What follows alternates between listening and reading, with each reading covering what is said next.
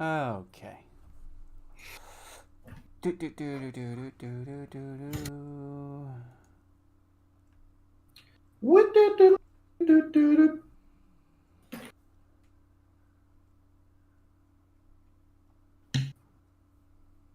we go. Yeah. Okay. So it should be. How much IP did we get last match? Or last session? Last match. We've been playing way too much D2 lately. 37. Well, 37 was what I gave you at the start of the last session. Did I give you anything after the fact? I don't think I did. The last thing I remember is 37 because it was such an odd number that like it stuck in my brain. Yeah, it was 37 because it was combined 2 sessions, like, because I missed it. I don't think I gave you IP for last Thursday.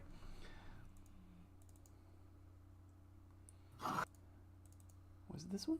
No, it was not that one. Always have to try and remember where the F... Open! Open! It does not want to open.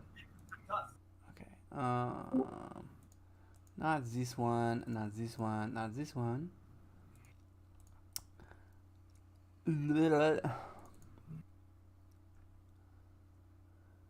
Hey, thank you for waiting and being amazing.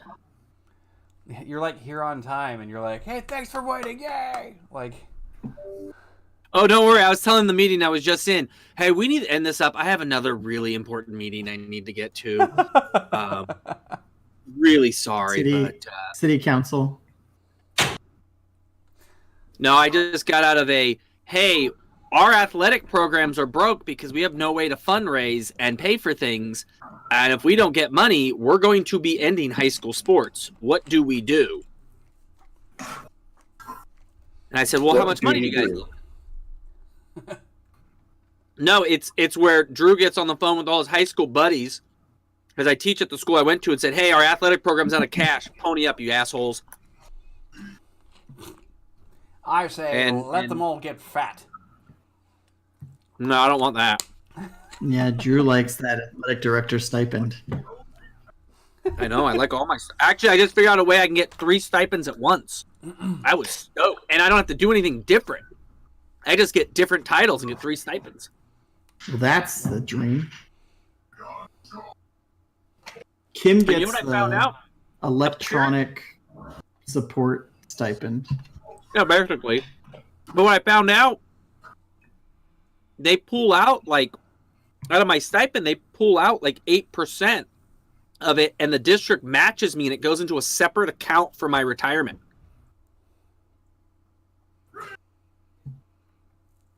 Hey, how weird are your guys' taxes? Because both of you are teachers.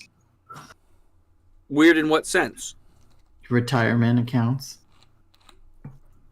What do you mean? You know, like teachers don't pay into Medicare and stuff. Yeah, we pay in the Medicare. Social Security? I'm trying to think which. No, right? Because it's all STRS and stuff. All of our money goes into a private funded pension fund that the Republicans want to get rid of. It's so annoying when I'm doing our taxes and then I'm like entering Kim's stuff and I was like, you haven't paid anything into Social Security. I'm like, she's not supposed to. Just wait. Yeah. No, we don't. I don't pay it though. What sucks is I have Social Security. I qualified for the lowest tier of Social Security. I can't get it.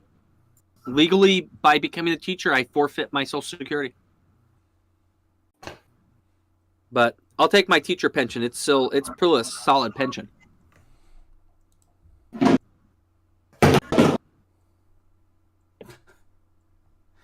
Some teacher just retired yesterday. She taught for 62 years. No. I know. And we've been waiting for her. Apparently, distance learning just got to her. She couldn't do it. That's like not even a golden parachute at this point. That's like a golden anvil around her neck. She gets 100% of her pay for the rest of her life. Just the for next inflation. 10 years. I'd say the next 10 months. She's 87. Yeah. Oh, she could probably push it a little bit if she wanted to. You know, once you retire from teaching, you gain back years of life. So Crappy child. You know what remake. summer is? Guys, Summer is practice retirement. Yeah. Hi, Bill. Oh, hello. Bill, no. I love you. Thank you very much. You're an asshole, but I still love you. We got your gift today. Thank you very much, man. Uh-huh. My love to you and the family. The kids loved it. They were ripping the package apart. And I'm like, what? What are you guys doing? They're like, this arrived. We get to open it. I'm like, what? No. I told them it's like any present that they open under the tree means a present I throw in the fireplace. You know, the electric fireplace. that doesn't burn things.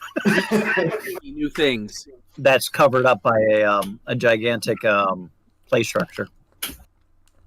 I'm in awe, sir. And then my daughter caught wise and says, "That's a fake fire." Got me, kid. But watch, with the remote, I'll turn it up to level 5 and you'll feel the heat coming off. I know, right? I love my little electric fireplace.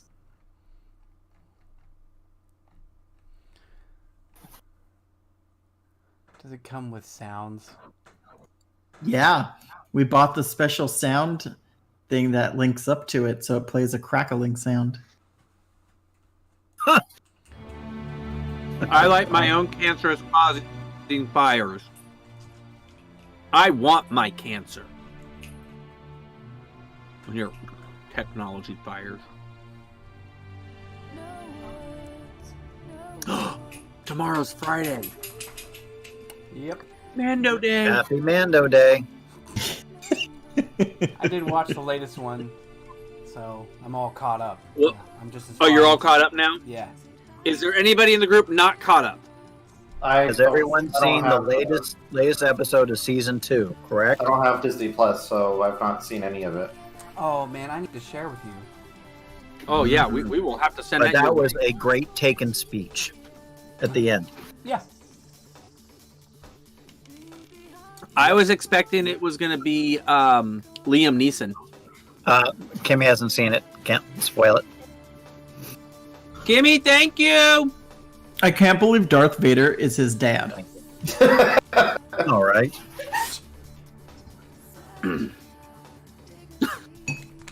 I mean, I would time travel just to go to the premiere of Star Wars. And it's like, oh, I can't believe he's his dad, and then just walk away.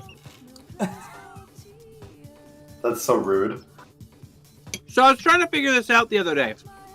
If you had to rank movies by like the greatest movie of the decades, Star Wars, in my opinion, would trump The Godfather because it has a much longer impact. But they got to be pretty close to the best films of the 70s, and I can't think of any other films from the 70s that would be even in that category. Alien. Alien would definitely be. I thought Aliens was 80s. No, the Alien original was like 70s. 78. Mm-hmm. Yep. The first one was. Internet in the Movie 70s. Database. Yeah. Good shit too, because when you think about the fact that to me it still It's translates. all practical. Yeah, it all translates really well. even Wow. now. Yeah. Scott is 79. Yeah. Yeah. Wow, I have a newfound like appreciation for that movie. That was I figured that was like mid 80s. Nah. I mean, Aliens was in 86? 85, Yeah. something like that. 55. Gotta figure that they were kind of sticking with the gritty. I mean, like, they were just kind of getting the flavor before it hit everywhere else, because the whole grit thing didn't hit cinema until, like, another decade or more. I mean, it's hard to be gritty in the 80s when you have things like Tango and Cash. Right. Which was a masterpiece. Apocalypse Now. Tango and Cash was a masterpiece. That is a brotastic film of epic proportions. But Oh, see, American the Graffiti. stuff I always wonder is like, what do we love now or is so perfect now that 20 years, 30 years from now, we're going to look back and be like, wow, that was just, wow. Why did we like that? Let's like, I always wonder, like when I watch like HGTV or whatever, and they go into a house and they're like, oh, this has, that old 80s look with, tiled floors and all that, and everything's hardwood now. I'm like, but what are we doing now that in 2040, 2050 they're gonna be like, ew, you had open concept? Oh, it's so gross. Let's wall these off. Let's ooh, they used marble? Yeah, well, they didn't know any better back then. Like, I don't know if that's gonna slow down or speed up. All I know is that you can't have This man movies- had a golden toilet. How pretentious. No, Right. no, we thought it was pretentious too. Honestly, there's like lines from movies that you can't expect to see anymore. Kind of like, in Tango and Cash, whenever his captain is asking Sylvester Stallone why it is he's a cop, whenever he's basically a high broker with a lot of money, and his only response is like, good old-fashioned American action. Like, it's like, holy shit, dude. What the fuck? Mm-hmm. I pulled a scene on a kid because teachers like to take great movie scenes and then reenact them on students. And I had this kid whining about not being able to graduate because he hasn't been doing any of his work. And I busted out the Godfather scene on him. When Johnny Fontaine is crying to the Godfather, and the Godfather basically slaps him upside the head and goes, "What are you? You need to be a man!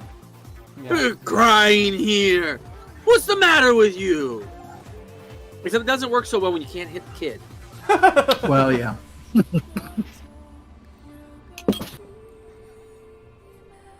I don't know why, but I'm suddenly reminded of the air cannon prank that happened in that research laboratory that everybody tried to debunk, but totally happened. Like, there's just no way that it was fake. Everybody's like, oh, his innards would have liquefied. It's like, no.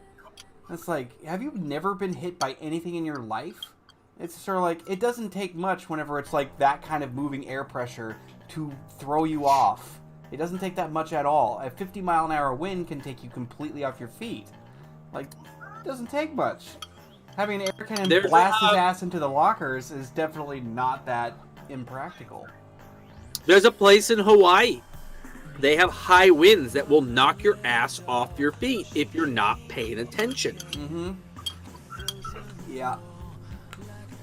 It's like, Scott, your new guide on basically dying for D&D. That was like brilliant. It's like, Yeah, I like that. no, I got stabbed with this knife in the heart 10 times. I totally survived. I've had an issue with hit points for that reason. I'm glad that they just have always said that hit points never represent physical, like the actual physical damage. Right. They never hid away from that. It's like, this is not what these are. It's not what it is. It's your skill level at avoiding getting killed. Yeah. Not this one. I want. Yeah. Okay. Now I want to watch Tango and Cash. Right? Which streaming service has Tango and Cash right now? I don't know. Or can we just YouTube it? Has it gone so god awful that it's on YouTube? I think YouTube practically has everything if you're looking for like movies, because I haven't found one thing yet that isn't that way. That or I need to watch Blind Fury with Rutger Hauer.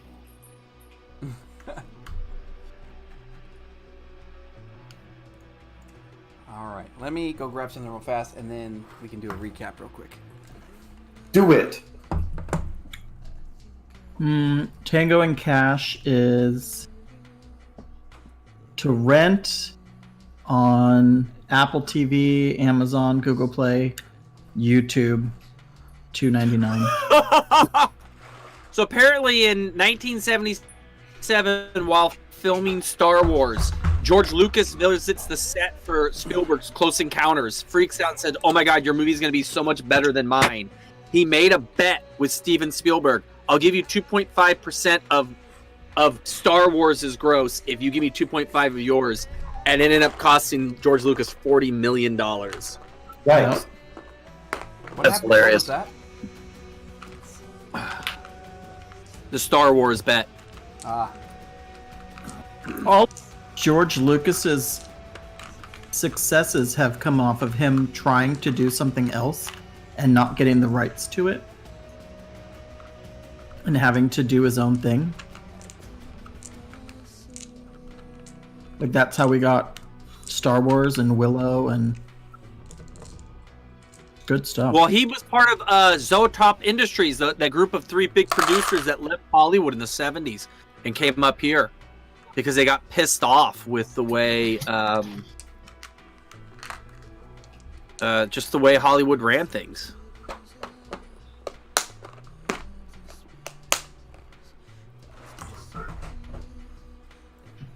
I've never seen the Atomic Cafe. I don't even know what that is. Dayton, quick question. Yeah.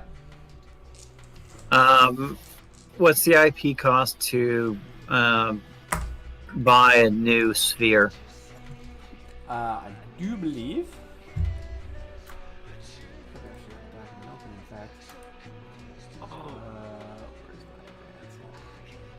$1 billion IP. Come out. Oh, Raging Bull was a good movie. Get your game up. Go. Is this seriously Tango and Cash full movie? Yep, YouTube.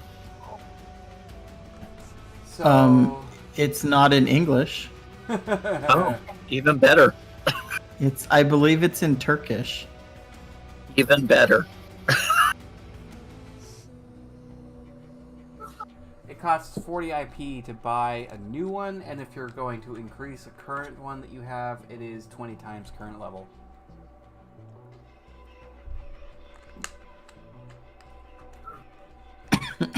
Ooh, Ben-Hur. That was a good movie. I hated Gone with the Wind. Frankly, I don't give a damn. Nice.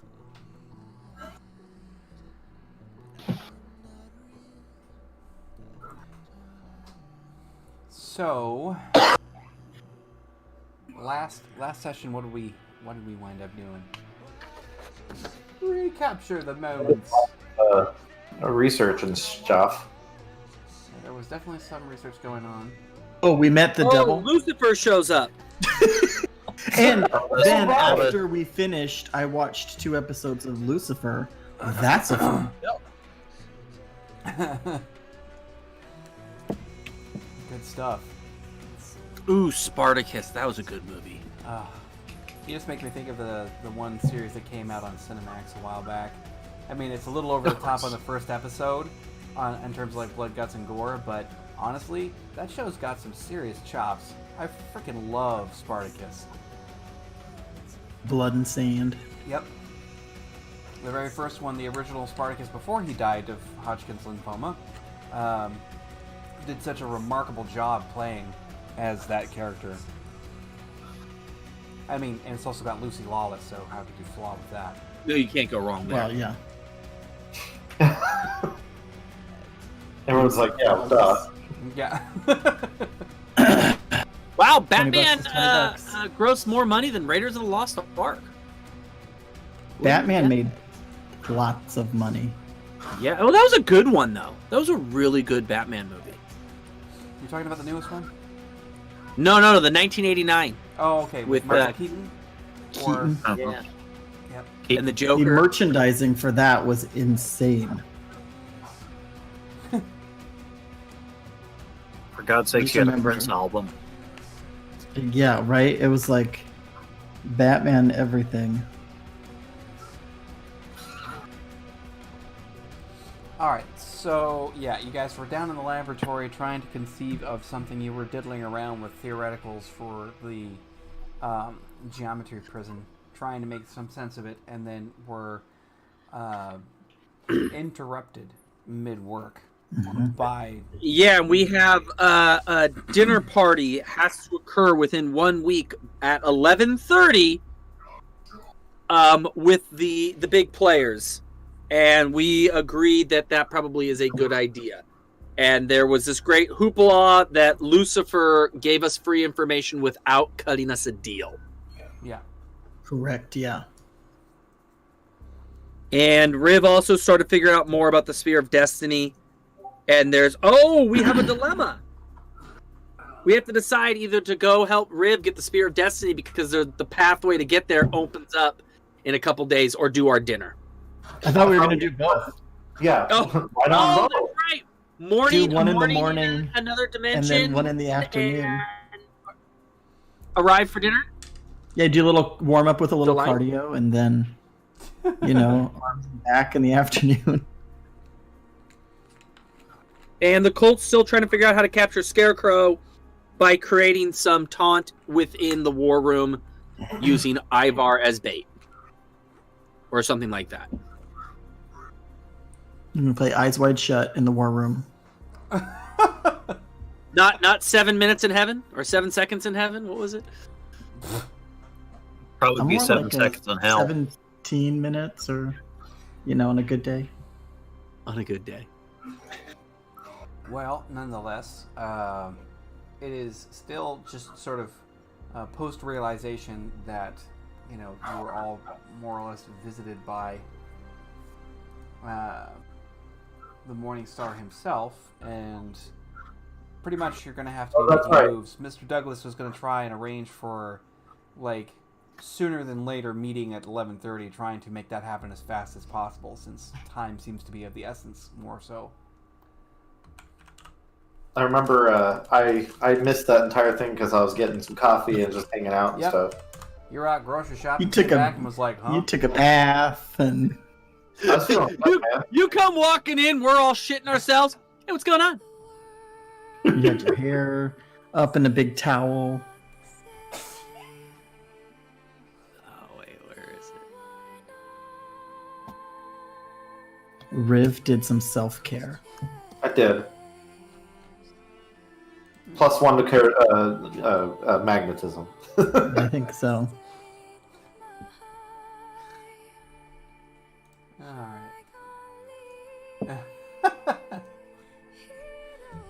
Alright, so the present circumstances as they are, Mr. Douglas is now off trying to arrange said meeting, so he's no longer present. You've got Riv kind of going, huh? And then the fact that there's the three of you who just sort of been visited by a no less than cosmic presence of large proportion. Pretty juicy stuff there, dude. Yeah. So, what is your guys' next move? Who's doing what, where, and when? And we can speed it up to go to the point of the meeting or to whatever the next step is going to be, unless you guys have something more prevalent to say. If I remember right, I need to get several items, so let me pull up my notes. I had them written down. Give me a hot second here. Oh I god, thought we were like the day before stuff was gonna go down.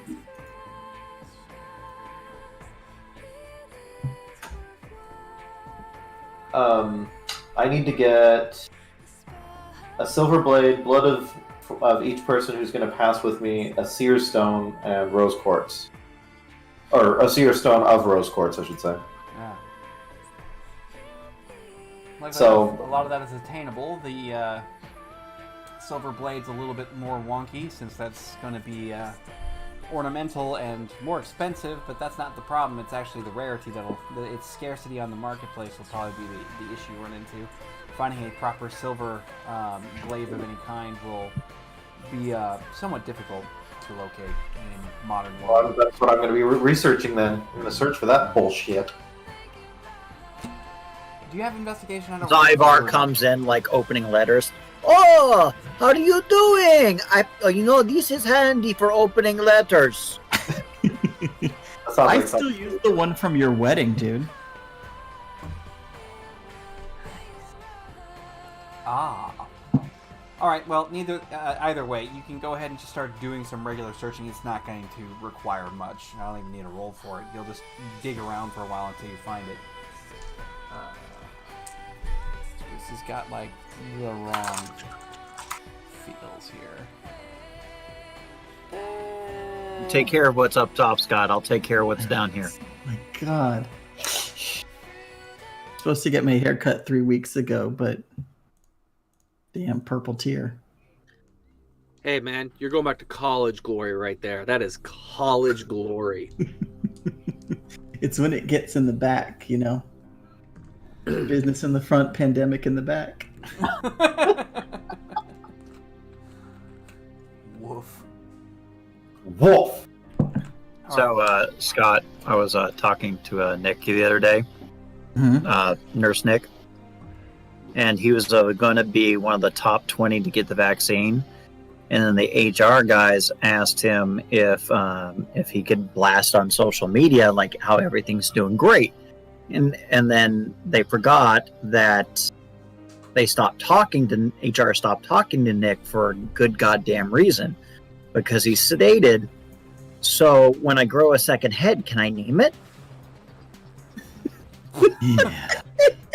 So he got taken off the list. Damn it, I was going to text him too and find out. Hey, what's going on? Crazy. Oh, he bastard. just had his little baby girl. He's not getting much sleep. Oh. So sorry, didn't mean to derail. I just thought of that. Can I name it? Wow. That dude's got about the same degree of, like, anti-shame as Filthy Frank. Not far off.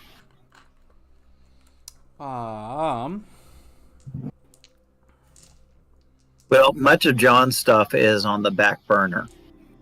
Well, Because it's going to be actively sought out by Mr. Douglas and his technical team, because they're going to be monitoring for all sorts of stuff, and you know, because he's got employees to handle that kind of thing while you guys are in the midst of doing the more important work. The primary bits, obviously, what you guys are going to be all hunting for. You'll find a silver dagger that will meet the requirements fairly easily. It'll be older, obviously. It'll actually have a triangular blade on it, so it'll be longer. So it's going to be that nice narrow-looking blade, but it'll be sharp. But it is, in fact, sterling silver. So Sweet. and that'll cost you a grand total of 1,800 credits. Do we need the blood from us with that knife? You'll need it whenever the ritual needs to actually be performed. No sooner. Okay. Which Riv will know, because she'll be digging into that kind of stuff. Usually with that, the fresh is better, just like fruit. We're just gonna powder up the scabs. I need to look for a seer stone now. Yeah. And in this case, there's quite a few places, and you'll be able to pick one up for relatively easy amounts of money. You'll probably get it for, about 95 credits easy. So you'll just... Ivar have kidney stone. You can see Just at a many- mall kiosk.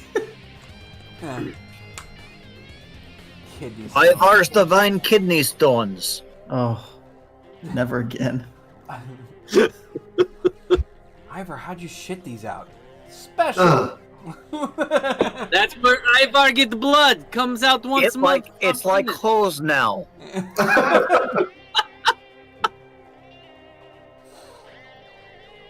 Wow, Worst this pain has of my gotten life. disturbing. Seriously, what the hell? Yay, Ken! We did it without you, buddy.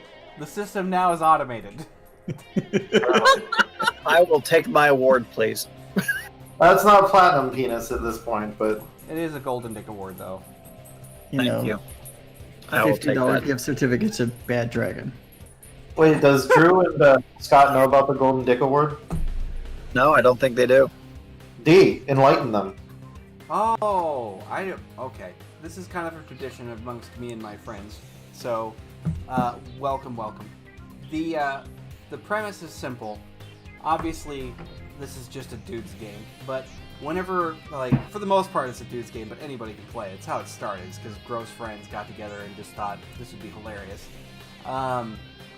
Whenever making jokes of any kind, if you manage to get, like, groans from the other people, like, if they're still laughing, but if they're disgusted by whatever the hell it is you just said, then that's basically they've won a Golden Dick Award.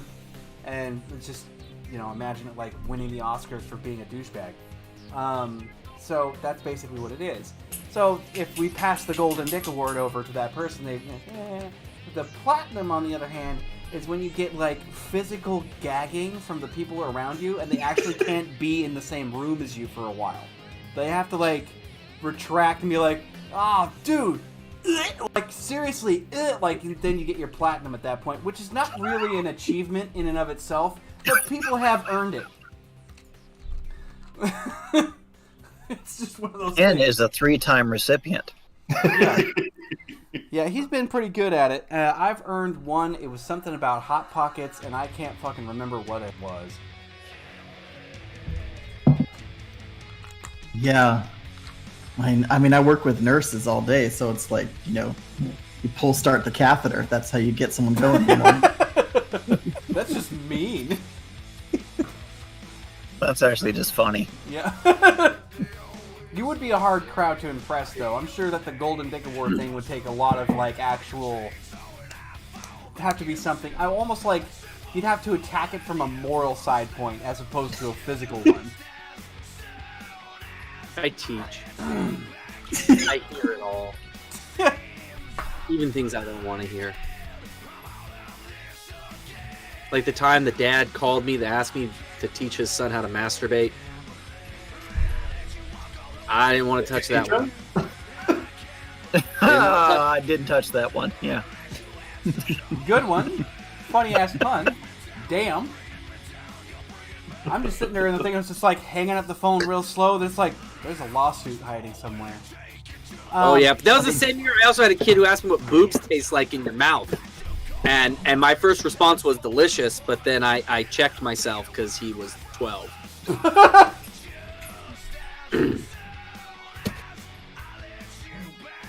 Good man. You have a proper working filter. Congratulations. Yeah, seriously. Oh, it's gotten worse over the years. Now I just don't care. Like, we can do fire me. All right. So, woohoo. As it turns out, Mr. Douglas will have achieved what he needs. Like, so, Riv will get her shopping done. She can get that taken care of promptly. And then Mr. Douglas has managed to arrange time to get this meeting going within not the next day, but the day after that. And the meet has been set inside of Central Park so that you guys can have reasonable cover from where you're at. But it'll be a part of the greater forest that's in that area. So that is the timeline. Anything happening in between there and then? We've got the whole thing with it in terms of Riff pursuing her dagger, which the Spear of Destiny in this case. There might be some. Are you planning on doing that before the meeting, Riv? I think Scott, remind me. I think we decided we were going to do the meeting and then skedaddle to the realm. Yeah, because we thought that the meeting would have a finite amount of time, and we didn't want to be late for the meeting because we got hung up in traffic with the Spear of Destiny. Right.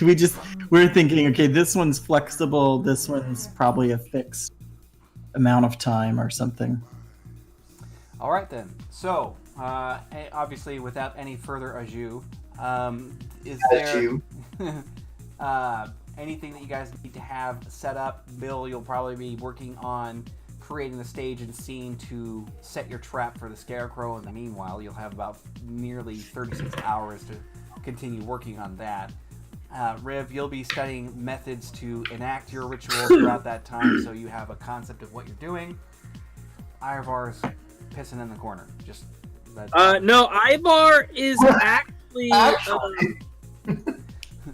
So if you guys recall from last week, Ivar wasn't, though he rolled, he was intimidated. He kept trying to basically stare down Lucifer, like, "Who the fuck are you? Why are you here? You're not supposed to be here," kind of things. But the idea that Lucifer told him that the Fates have lost control of fate have piqued Ivar's interest, and Ivar is considering doing a seance and contacting the mediums on the other side to find out if this information is valid. Fascinating. Yeah, so Ivar's like, afterwards went and took a shower, like one of those like, I've just been date raped and I liked it kind of shower. Yikes. I liked it. I'm glad I'm not getting any money on this right now, because I'm sure I'd be freaking doomed. You know how you do. You just take a shower afterward. There you go, Yeah. Drew. You just got Ivar's cleaning himself up. But he's also trying to find out, does Ivar have time to go down to the park Oh man, to I just have a realized, seance? with this whole entire tradition of the Golden Dick Award, I need to create an emoji of the golden eggplant. Oh yeah. I have to do that You so have that to I can score start like nitro. I can start up like an actual tally, because you can just like increase the golden eggplant. The golden eggplant emoji. How do we do that? Let's figure that one out. Yeah. We can do it in our Shadows channel. Emergency must happen now. Yeah. Hello, streamers. Welcome to our next tale in Neon City. We are now trying to figure out the mechanics of the Golden Dick Award and how to broadcast it in our Discord. Thank you for your time in this matter, and please wait while we try to take care of this. Your call is important to us. Right, James? I've got way better hold music.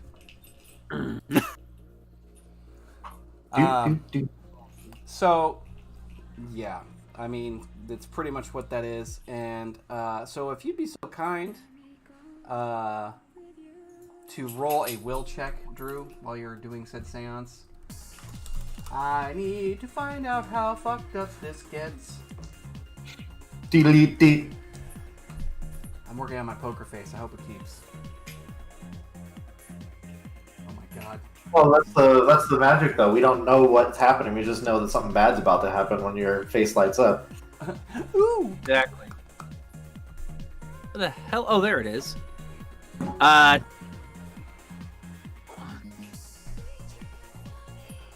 my dogs are having a grudge match behind me. And I believe the target for this last time was 8. have a rope. Yeah, that would be consistent.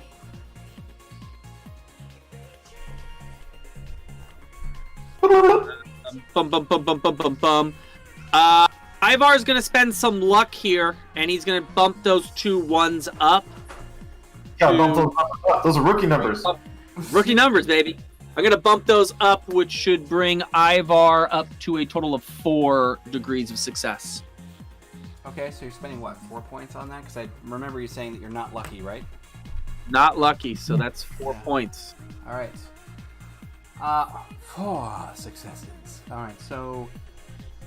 All right, where are you doing this, Ivar? Are you just in your room playing with yourself? No, Ivar has to do this out in nature. Ivar has gotten himself all purified and went back out to that tree of redwoods out at the near park, and You mean he's out you there. went to Central Park to do this, or are you going out in the manor? I don't itself? remember 'Cause there's- where we went last time. We just went to some hey, take me to the nearest park. Yeah, that was Central And the Park. driver. Yeah. Yeah, so that's where Ivar is, and he's Holy drawn all the geometric symbols. He drew them in blood and laid out the pattern, got in the middle, and he began to channel the medium.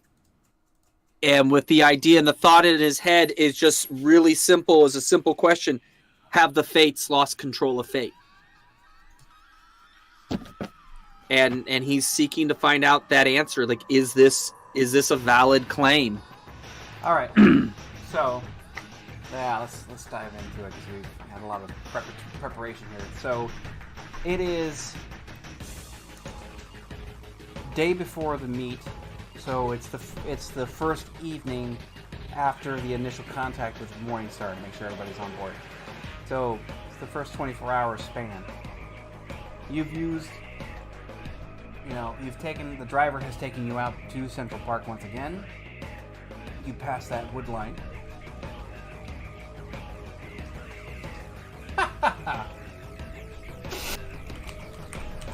Okay, this is gonna be funny as hell if Lucifer shows up in my dream again. Right, well, so you're going past the tree line now, and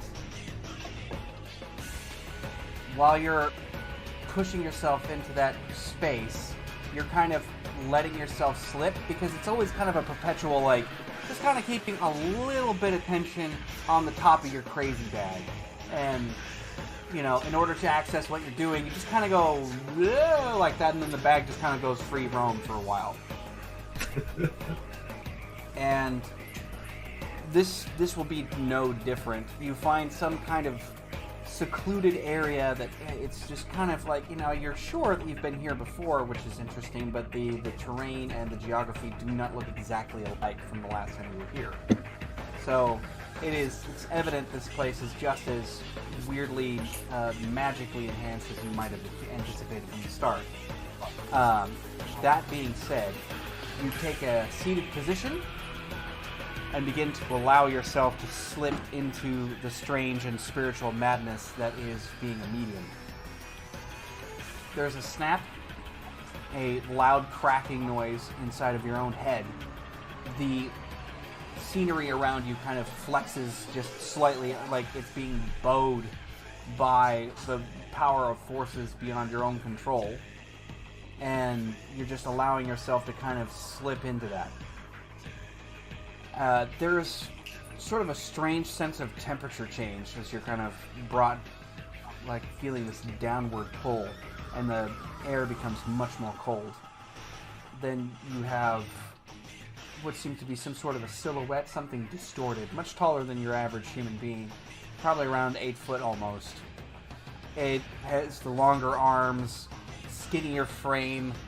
It has just a subtle kind of set of wider eyes, and no, it's definitely not human in its shape either, but it's humanoid, because you can see like sort of spiral horns and that kind of thing coming off the top of its head, much more elongated face, much similar to a snout or something animalistic, but the frame and the shoulders are more narrow with longer arms, and it comes moving from out of that tree line towards you, not using any kind of vocal communication. It just kind of tilts its head, and you can feel it asking the question, why are you even asking?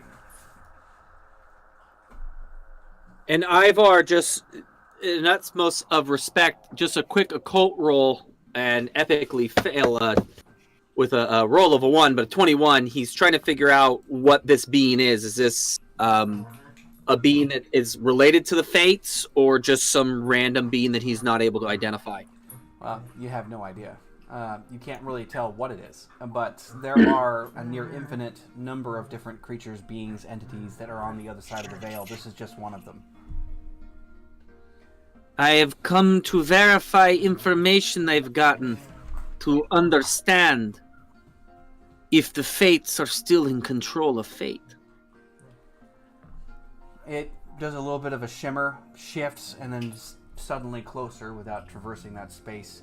It grabs a small clump of soil and grass and just holds it up like this and just starts to crumble, and you can see like it's just falling in aimless winds, everything going all over the place.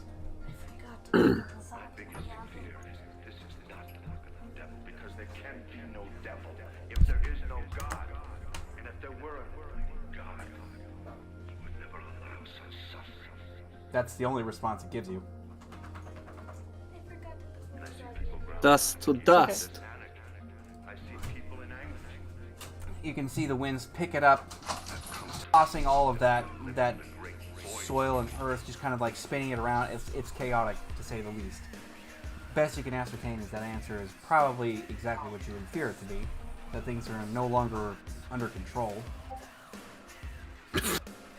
Wow, you rolled terrible tonight. This is great tonight. Ivar's just staring at it, and it's almost just like, how bad are things right now if this is the state?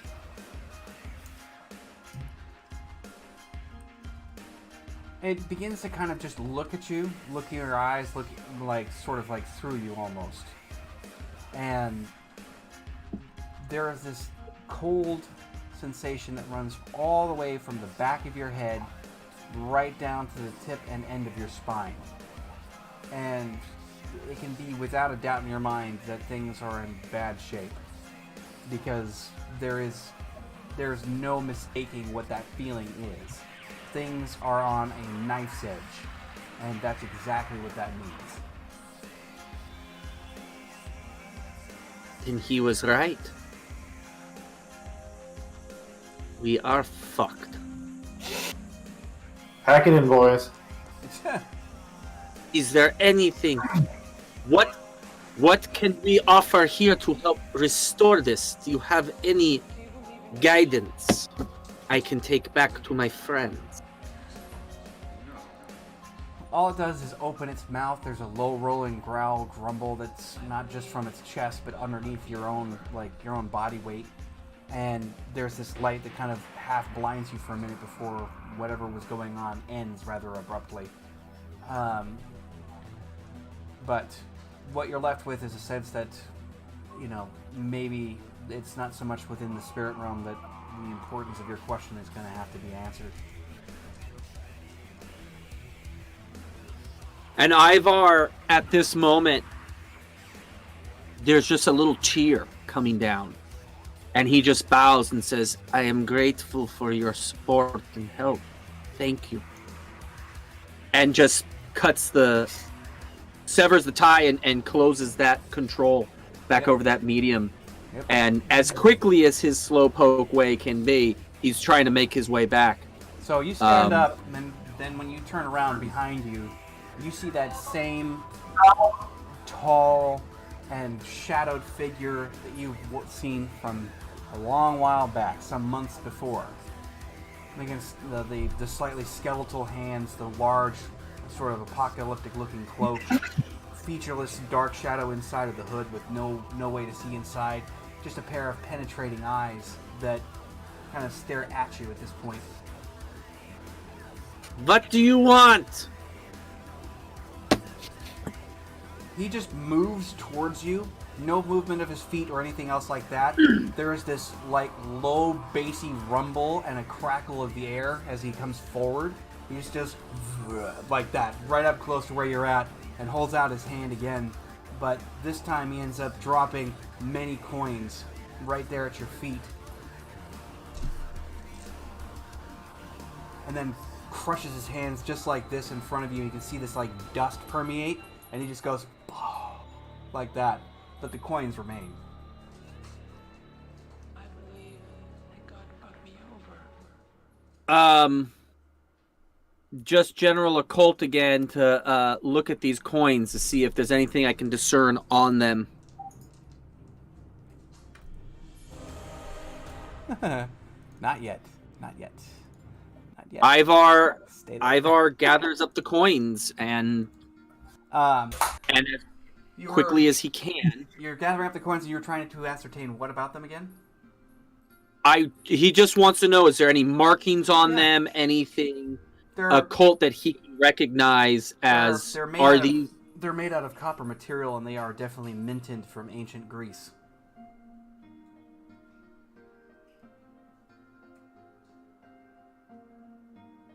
They are the boatman's coins. Ivar just now is really shaken, and he's, as quickly as his slow ass can go, is making his way back to the manor. He's hustling at the 1 mile an hour. He'll be at the manor by tomorrow. That's important. You just stay in Central Park. Why doesn't Ivar know how to use a cell phone? He doesn't, when he touches technology. Yeah, he's lucky that the earpiece that's actually in, on his head doesn't frazzle out, but that's because Douglas added some extra, awesome to it, so it wouldn't just be, immediately hexed the second it was in his ear. It Dresden's out. Yeah. He basically had to inscribe in the circuitry a geometrical but a lopsided, uneven, asymmetrical, 13-pointed, star more or less to stop it from. He had to make a ward.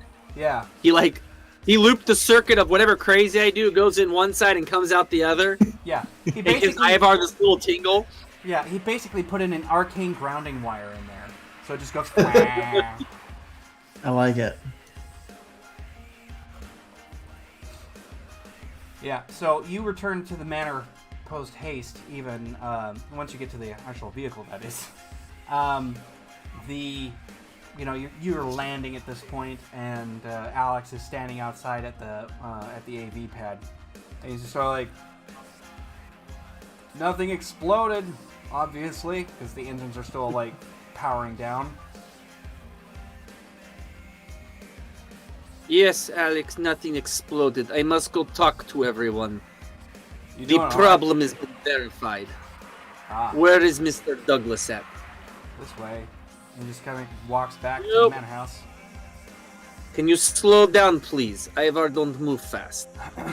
Yeah, I forget. Sorry. That does beg the question. You've been in a lot of firefights since you've been here. How the hell do you not get shot? Ivar, move like ninja. He tables that, decides not to ask any further questions, and escorts you into the manor.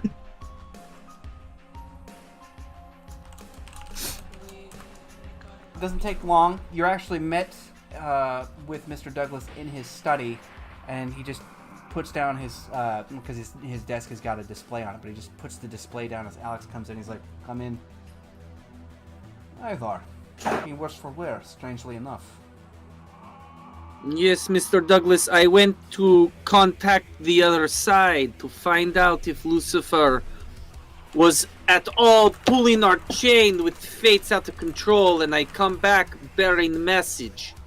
And he retells everything and then just drops the coins right on the desk. You know who these coins belong to.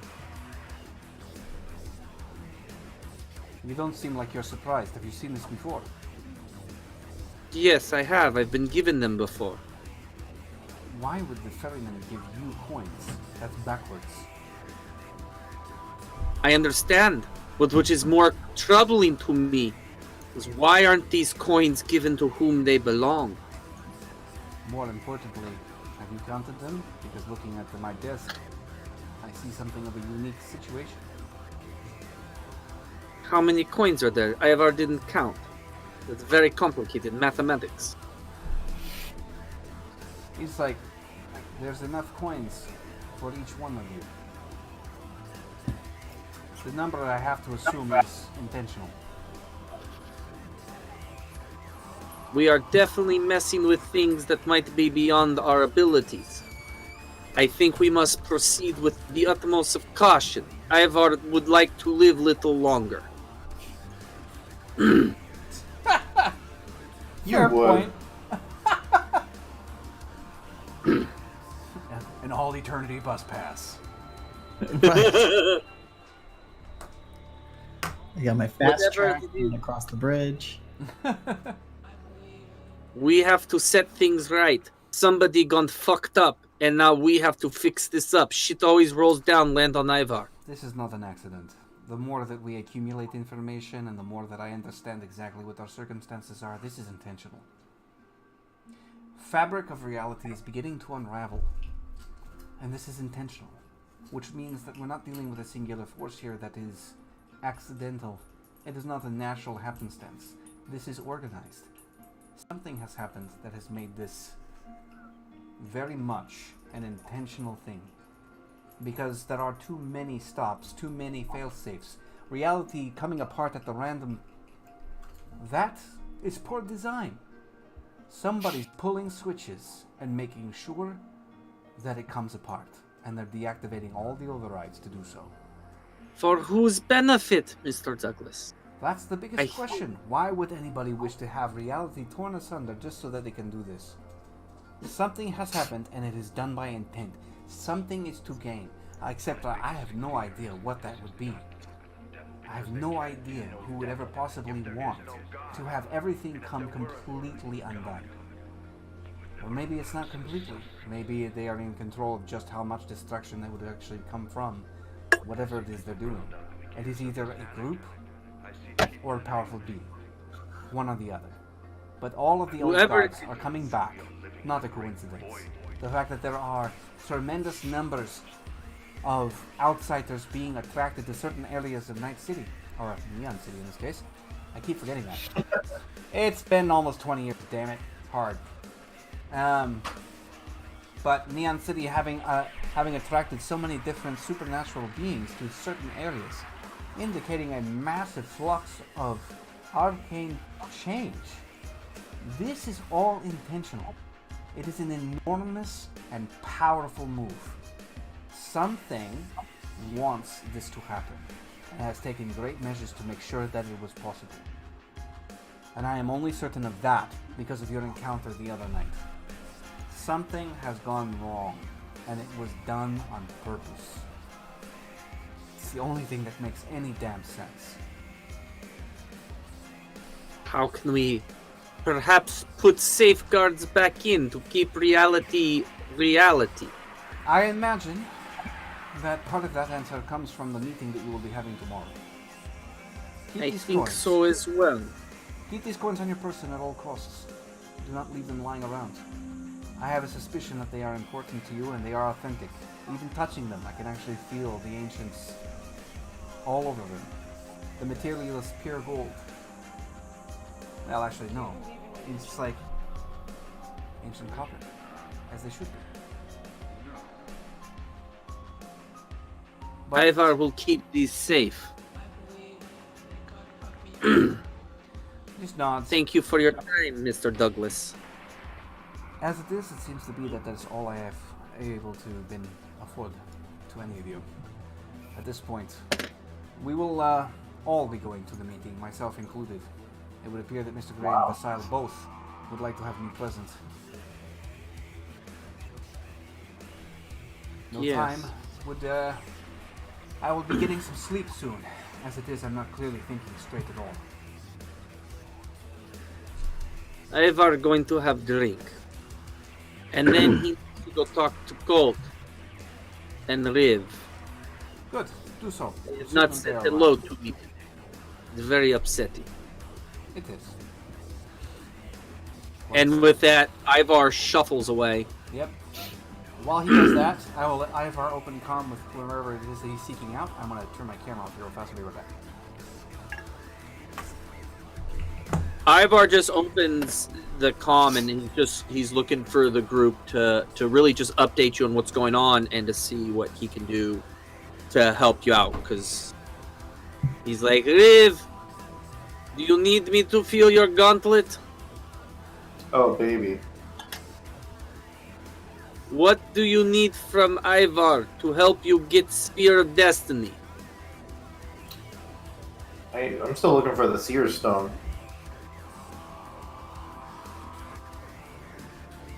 Could Ivar just make one? I don't know. I thought you could like pick that up at a mall kiosk or whatever. Arcane thrift shop. Doesn't Douglas keep like a room full of arcane things so we can just like go raid his arcane shop? Possibility. Is there, like Clears or something nearby. Himalayan sea salt lamp. Little hot shop, yeah. I'm sure that half of Neon City is like Hot Topic and dispensers. You know it, dude. With Hot Topics and Garden of Eden in between for a little spice. Right?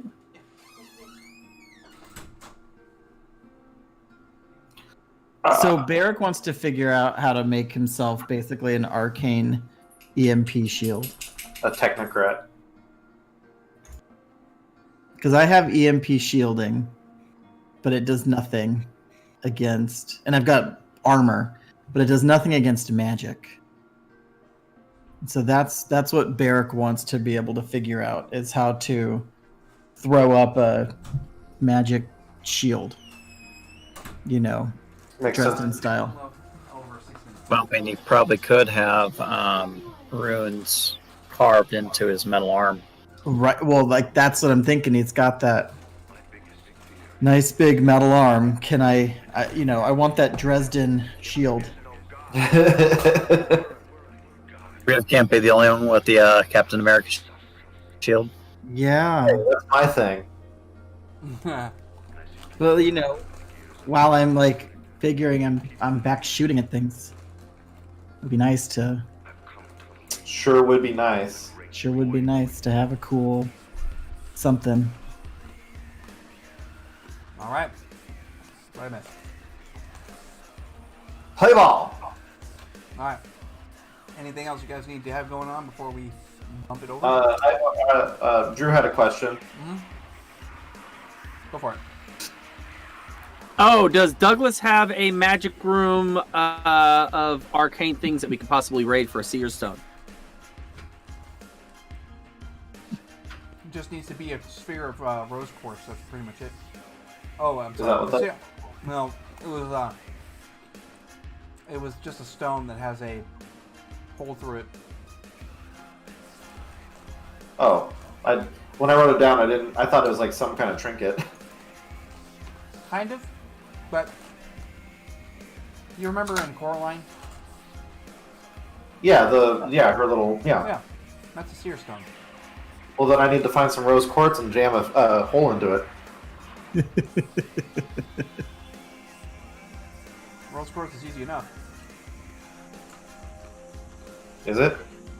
Yeah, it's pretty common as far as materials go. It's not super expensive. All right then. Well, I like the sound of that. Yeah. Like I said, you were able to obtain your materials. You're good. Oh, I already have the rose quartz? I didn't realize that. Yeah, I told you that you already paid for it. It was about 90 credits. Oh, I must have missed that. I remember I wrote down the 1800 for the silver blade. Yeah, that's different. Huh.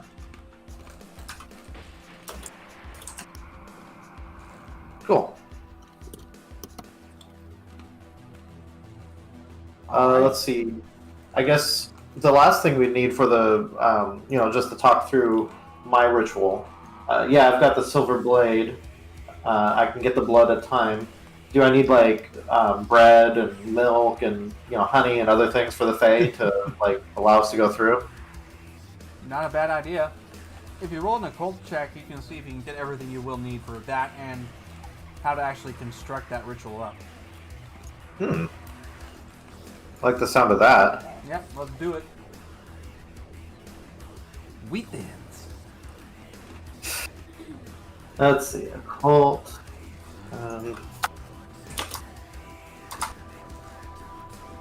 16? Good enough. So, yeah. Good enough. Yeah. You can find some good materials. Bring along some shinies, perhaps. More or less, if you're going to be traversing from one thing to the next, having some gifts like a guest would at a dinner party is a good plan. Cool. Well, I think I'll do just that. All right. Okay. Where are we at? Everybody got their respective little micro plots taken care of? Because Mr. Douglas does have his vault, where Bill's first character woke up.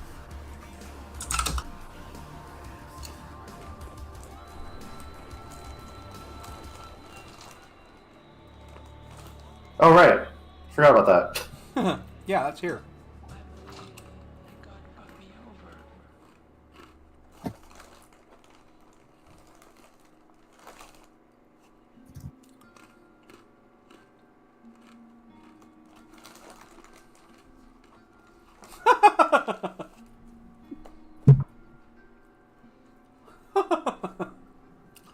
There you go.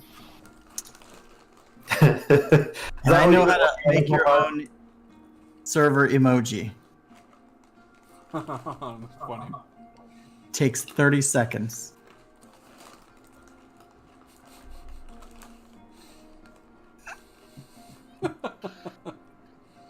That's good. All right. Wow.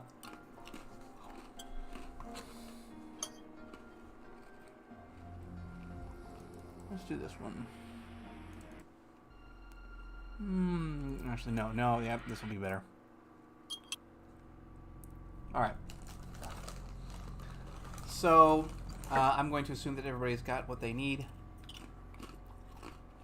I'm going to dart off to Central Park to do our thing. Yeah. Our thing. Yeah. Everybody on board? Yep. All right. If Ivar knew you were going to Central Park, Ivar would have just met you there. I just came from Central Park. How was the day before? Eh, No. he probably just got back.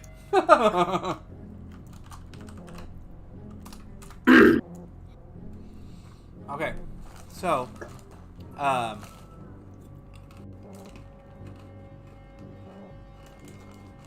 everybody piles into the AV. It's kind of quiet, actually. You are due to arrive at your meeting place on time, at least so far.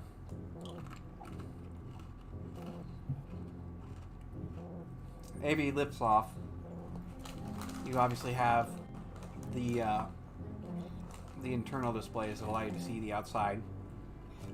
You're watching the enormous buildings pass over. It's a familiar trip, at least now anyway.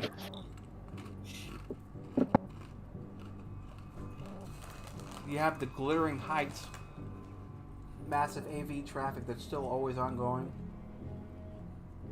and a sense of menace that's just permeated to everything else.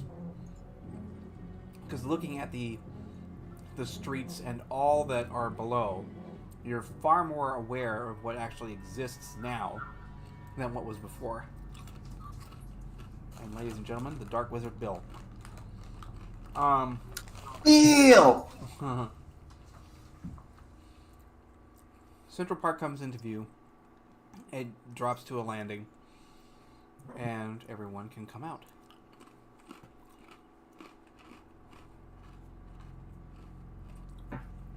Barrick, do me a favor. Just roll a general awareness check for me, please. All right.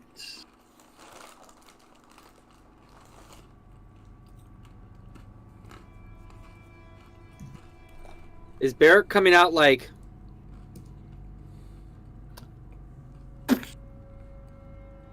Damn, dude. Explode that shit. golden eggplant? Baby check 1 2. Check baby check 1 2. The eggplant 31. clear. Okay.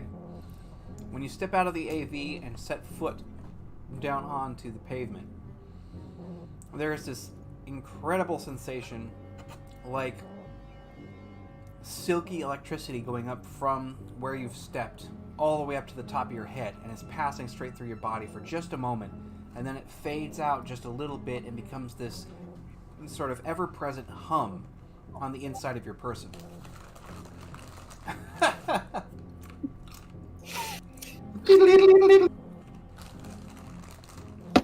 I am still human.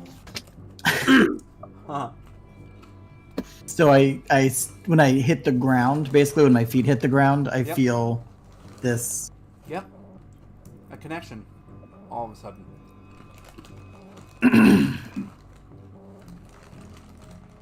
Guys, something's going down. Yeah, am I able to move? Yeah. Okay. You're just aware of it.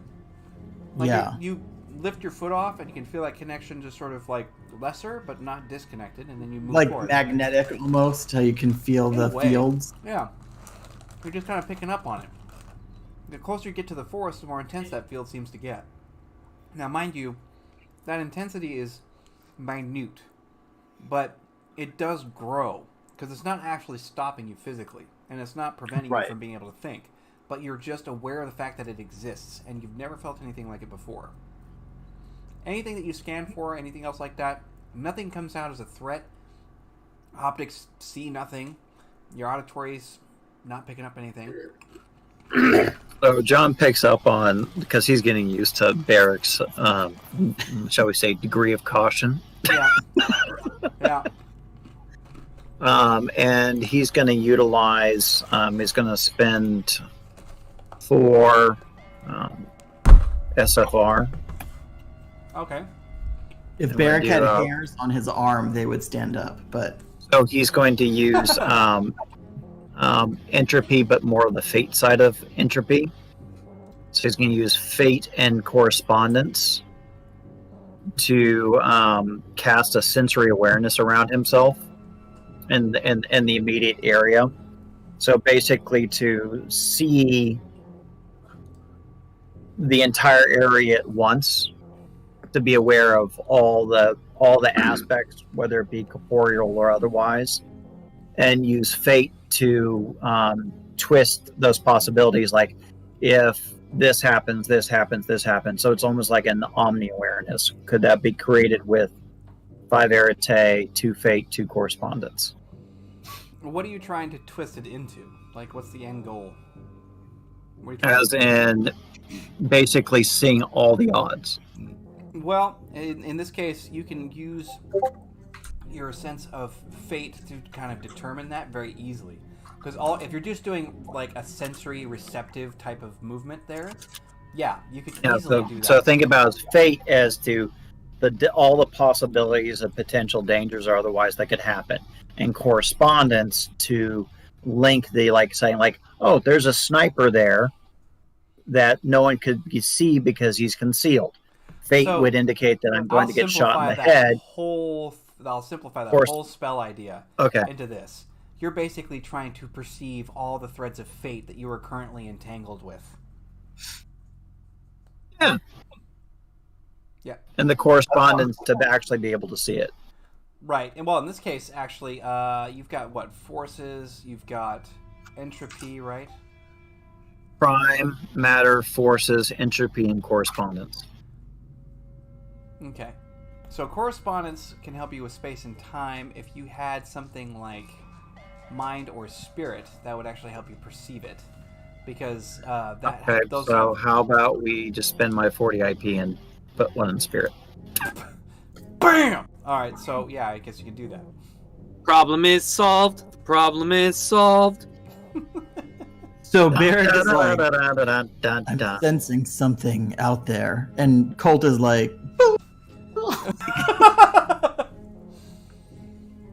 yeah. So we spent that 40, and now I'm down to 6 IP. And meanwhile, is Ivar's danger sense going off? No. That's the trick. Everything okay? You want me to roll on that? Yeah, just go ahead and put your roll into it, for sure. I see all this majestic stuff going I on. wonder when Ivar's danger sense is going to key off other party members. Yeah. For 40-10, explode. Explode 10, fail 1. What's the target? Target in this case would actually be a 7. 7. Okay. Let's do rectifier. 0 fucking results. You're better than 4 1s. Well, here's what I'll tell you, Bill. The interesting thing is that you're seeing all of this stuff going on, and then you suddenly understand something that you didn't perceive before. Barrick is suddenly resonating in a more mystical way than what he was before. And in fact, you're looking for any kind of threat, you don't see one. Ivar has said that there's nothing wrong. And you just have Barrick, who stands close to probably one of the larger, like, magical edifices that exist in all of Neon City to begin with. And it's just sort of like, you start to put it together that this is not a problem. He's just waking up. He just kind of turns to Barrick and goes, huh. Well, that's interesting. And he's just like, he's actually sizing you up. He's like going from top to bottom, like looking at you in a different way. What's interesting, I'm feeling the forest. I'm not feeling wind. I thought you said I'm feeling the force. Feeling temperature. I'm feeling the Have force. you been reading book about... Let's he just kind of cocks it and says, well, let's kind of put it this way.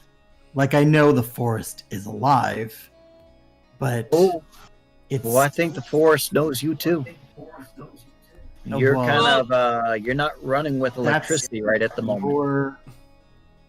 But that's your thing. Oh, Special Agent Leon Barrick retired. You are resonating with the energy of the forest right now, and this is really strange. Not Ivar strange. And he just kind of points at Ivar. Not Ivar strange. Just Ivar not strange. Strange, more interesting. Oh, by the way, I'm sorry. Give me a minute, Special Agent. Ivar, good morning. How are you? Hello, Colt. I'm well. I'm curious. Do you think Barrick has been reading that magic book for dummies and he's starting to understand? I mean, sure. I don't know if you guys know this, but the way you're lined up, you actually did turn to look at him. So on that was. I get this weird Brady Bunch thing going on right now because on my screen, Scott, you're beneath me, so I'm just like. Well, Bill just like turned and was like Ivar, and it was like perfect. So he's gonna kind of roll on an occult lore, just to kind of flush out the feelings on this one. Yep, go for it. Because he's still looking at you like you're the most curious thing in the world right now. 22. Yeah, he is sort of he's on track to become awake, and that's kind of what's happening. Is that he's starting to like. What's interesting is that you're not picking up any sense that he's disabled. You've been around long enough to know that those who carry on cybernetics in any form generally lose a lot of potency because they can't flood the natural circuitry that's missing, and the human body is quite. He just kind of taps the metal arm and goes tink tink tink tink tink. So normally, your metal parts interfere with, and he kind of holds his hands like this, and a little like lightning dances between his fingers. Interferes with this kind of thing. You, my friend, are about to have what we would like to call an awakening. How that's going to play out for you, I don't know. But get ready for some weird shit, because, oh boy, howdy. Oh boy. Yeah, it's going to be fun for you. I already did puberty like 50 years Oh, ago. no. No, this is this is magical puberty. You're about to become a real man. You're a real boy now. Welcome to Club Barrick. This is a lot of fun. You can Blue become like fairies Ivan. and all that. Honestly, however it chooses to manifest within you is going to come out given your natural inclinations. So does Which that is probably make going to be Douglas, stiff and rather boring. pedo? What was that? I couldn't get that part. Does that make Douglas Geppetto, since he's the one who fitted me with this thing? Douglas, who's been silent this whole time, as you guys have been walking forward, is like, don't drag me into this. Dougie, it is probably one of my favorite things to drag you into this. We're in the midst of... I'm choking up. You know, I was fine with becoming the a man. issue. FBI replacements. I had no issues there. And then I go and get my arm blown off. And now all of a sudden I'm waking up or something. You are technically asleep, Agent Barrick. And most everyone is. Once you start to understand, even just seeing something supernatural does not mean that you'll wake up. It just means that your dream becomes more interesting. In your case, some part of you is no longer wanting to stay asleep. And that will be interesting. Maybe you'll stay here for the rest of your life, who knows. But... Or maybe you'll be less boring. I don't know. I think we're in the development of you actually having a burgeoning personality. Absolutely fascinating. And you'd be the master of that, wouldn't you? We're here. Like... Well, you have too many personalities for the rest of us, so I guess it's fair that I get one too. Correction. I don't have personalities. I am a personality. Okay. My mistake. I'll ask for your pronouns next time.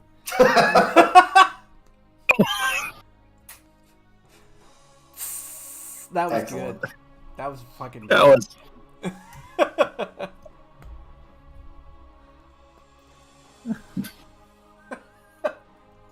Oh, God.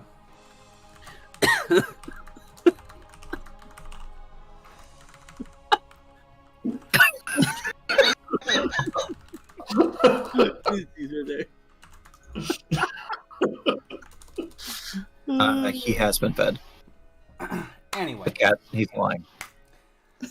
So, he says that we have arrived, and as it turns out, You are now entering into a smaller part of the wooded area from what seems to be a normal walking trail.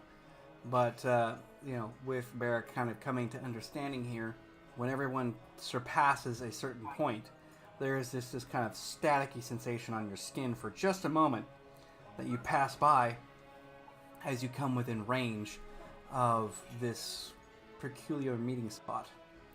Center of the glen, single stone table looks to have been erected in some fashion long time ago. Moss is all over it. It appears to be some kind of granite. And you have Mr. Gray, who is standing with his hands leafed in front of himself. You have Vasile, who is having a quiet conversation with him. And there seems to be, not a lot of guard or, need for anything else, but they have suitcases each. So they see you coming. Ivar, in good sense, real fast, Ivar's busting out his etiquette, and with a 25 is making sure that he is utmost proper to these guests. Yep. Mr. Douglas decides that he will just kind of take a few steps forward since the group is now basically bantering back and forth. And he's like, "Gentlemen, we out here. I suppose now is the time, yes?" And he's just like, he offers everyone forward, and he ends up pulling out a small item from within his pocket and sets it down onto the mossy stone table. Mr. Gray nods and says, "Glad we could all make it.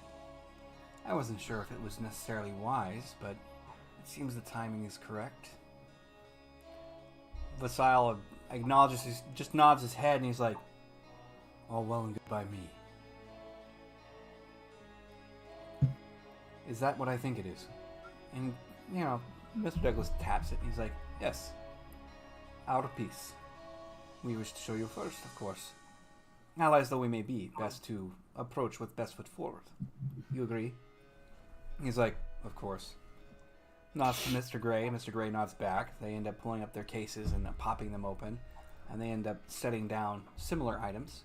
They look to be large storage chits that are probably containing a vast amount of information, similar to what was uploaded into Barrack's poor brain.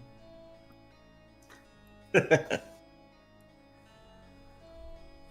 can see Mr. Gray is kind of looking at Barrack for just a moment, and then looks to the rest of the actual party. He's like, "You haven't changed much since I saw you there in the marketplace.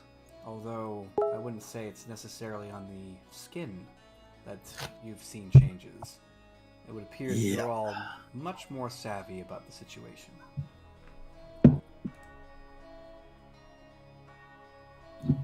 We have learned much, Mr. Gray, but there are still questions that we do not know answers to, and was hoping that the men at the table could help bring us enlightenment.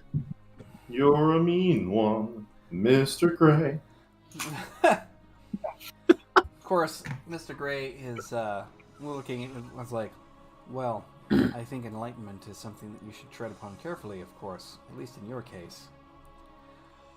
And Vasile just smirks. He's like, "We must decide where this information should be taken, because from this point forward, threats increase exponentially. We must be very careful about who or what we let know that we are in possession of such things. Mostly no one, I hope." Mr. Gray waves his hand. He's like, "As long as one of us is moving it independently, we shouldn't necessarily have too much trouble, I don't think. However, it is possible that we could be spied upon in some ways. But I'm going to take it on a bet that we find ourselves in different circumstances. So, I have forces and I have resources at my disposal that could easily manage the information and provide it forward. Of course, this would have to be done somewhere where we all have ourselves access to a limited personnel, of course." Vasile kind of thinks about it. I too will have the same assets, but perhaps something a bit more interesting. I have the ability to manufacture the prison in and of itself, coming into contact with what we have. It would be extraordinarily safe at my manor home. Mr. Douglas is kind of like, personally, this information is nothing more than radioactive, if you ask me. My manor is already underneath enough eyes. I don't need to have this under there as well.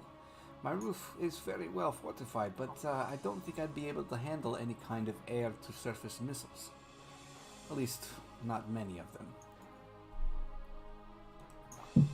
Ivar just kind of, in the utmost of politeness, goes out. Is it possible and advantageous if we were to make multiple prisons so we can have concerted attack on all these beings at once? And you see that Mr. Gray holds up his hands like, not truly necessary. Once a singular prison is constructed, the necessity for a second is sort of null, except for faster deployment. The problem is that if we make more than one, the chances that something happens to one of the prisons and becoming available to others is at higher risk. Such a thing must be kept to a minimum. Try to imagine where you could make someone disappear and never be found ever again, with no trouble. This kind of power is something that should be delegated very carefully. So it seems that the hires will decide, but what Ivar is curious about, a few days ago I learned story that the Fates are now no longer in charge of fate and reality is unraveling. An investigation has come to show it true. You said it so casually. And I'm curious what you, Mr. Gray, or if I say this, what you can shine upon us to help us so we can help you solve problem. How can we be of service? He ends up looking at Vasile. Mr. Douglas looks back to Mr. Gray, and they just kind of trade the lot of them sort of a silent sense of consent, I suppose. Probably the best way you guys can all to interpret it. Mr. Gray's like, to the best of my understanding, this is something that most of my own people and even my own family have been able to predict. However, its circumstances were never quite known. We didn't have a date. We just knew that it was imminent. Something like this was bound to happen sooner or later. We just didn't know when. But I can tell you that this is by no accident. And Mr. Douglas just kind of nods his head and puts it, and he just does this. He's like, Missile's thinking to himself for just a moment.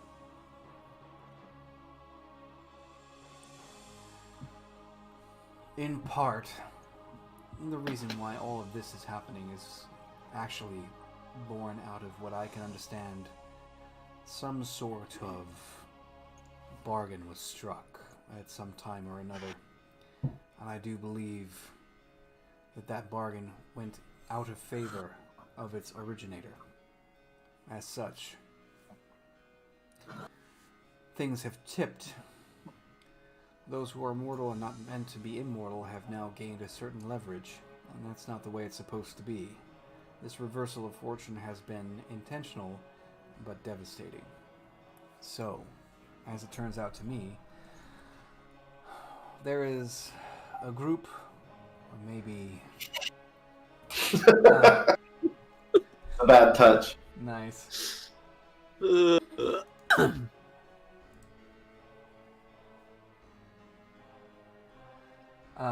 But he's like, it seems to me that this is orchestrated, if nothing else. Mr. Douglas happens to, like, smirk. He's like, I've had the same feeling. Too many things going wrong all at once. Hard to actually predict that. There's such a thing as a perfect storm, but this far surpasses any kind of random occurrence. You would be correct. At one time, my home happened to be the epicenter of this initial destruction, and I thought that perhaps it was my own mistakes that unleashed a certain unraveling of what we now understand to be all of this. I was wrong. In fact, I was acting in the way that I must. And somehow or another, I acted in such a fashion that it enabled whatever this force is to do what it's doing, unknowingly. So we're dealing with a stratagem that I have yet to perceive myself. Hey, Dougie? I mean, sorry, Mr. Douglas. Have you shared the overlay of the events of the city with all the good and bad deeds that are creating the divine matrix Not that as we yet. kind of found out? Not as yet. I think but you I can might want easily to. portray it. And he like holds it up and he just hits his smart comp for a minute, and he just like that, and you can see the little holographic appear. So Barrick's good at pattern recognition. Well, go figure. And Ivar came stumbling across information from other sources about that our good deeds are creating bad ones, and that our bad ones are creating even worse ones. And a lot of the events, including, and then it kind of points at the epicenter that kind of showed up at the manor. That's just one. So it doesn't matter whether we're doing good or bad. Whoever's behind it's creating this.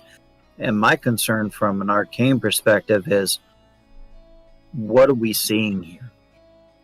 What's being created? What grander magic or greater formula is being constructed?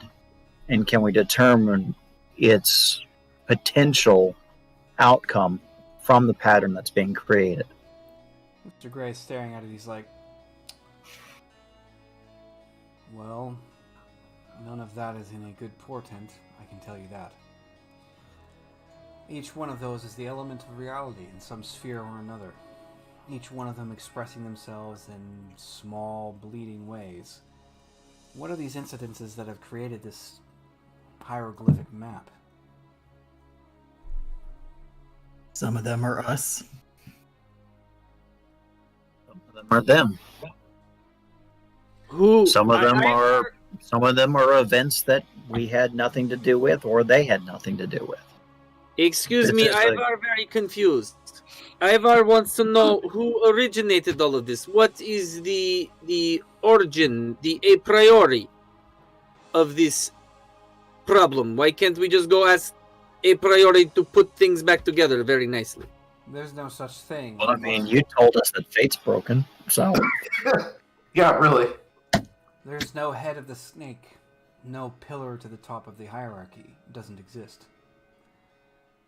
Once this whole thing was set into motion, reality in and of itself, and sort of in a minor kind of reveal, you see him basically just grip his hand. You can see a small bit of nebulous light kind of conjure up into his palm, and he expands it outward, and you can see that like this expanse create, and it looks like the galaxies and then other galaxies and the various forms, and it's like, this is all of reality in this tiny little crack that barely even is visible, even under the greatest of all cosmically sized microscopes, could literally be a fracture that topples everything.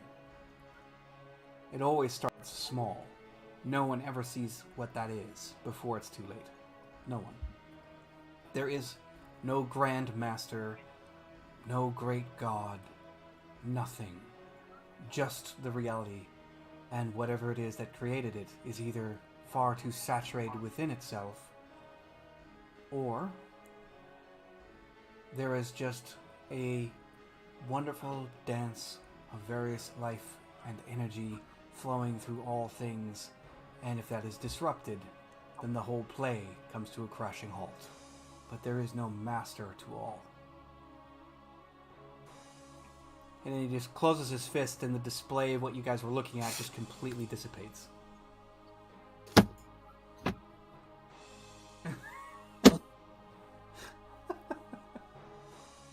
That's why I'm here. Yep.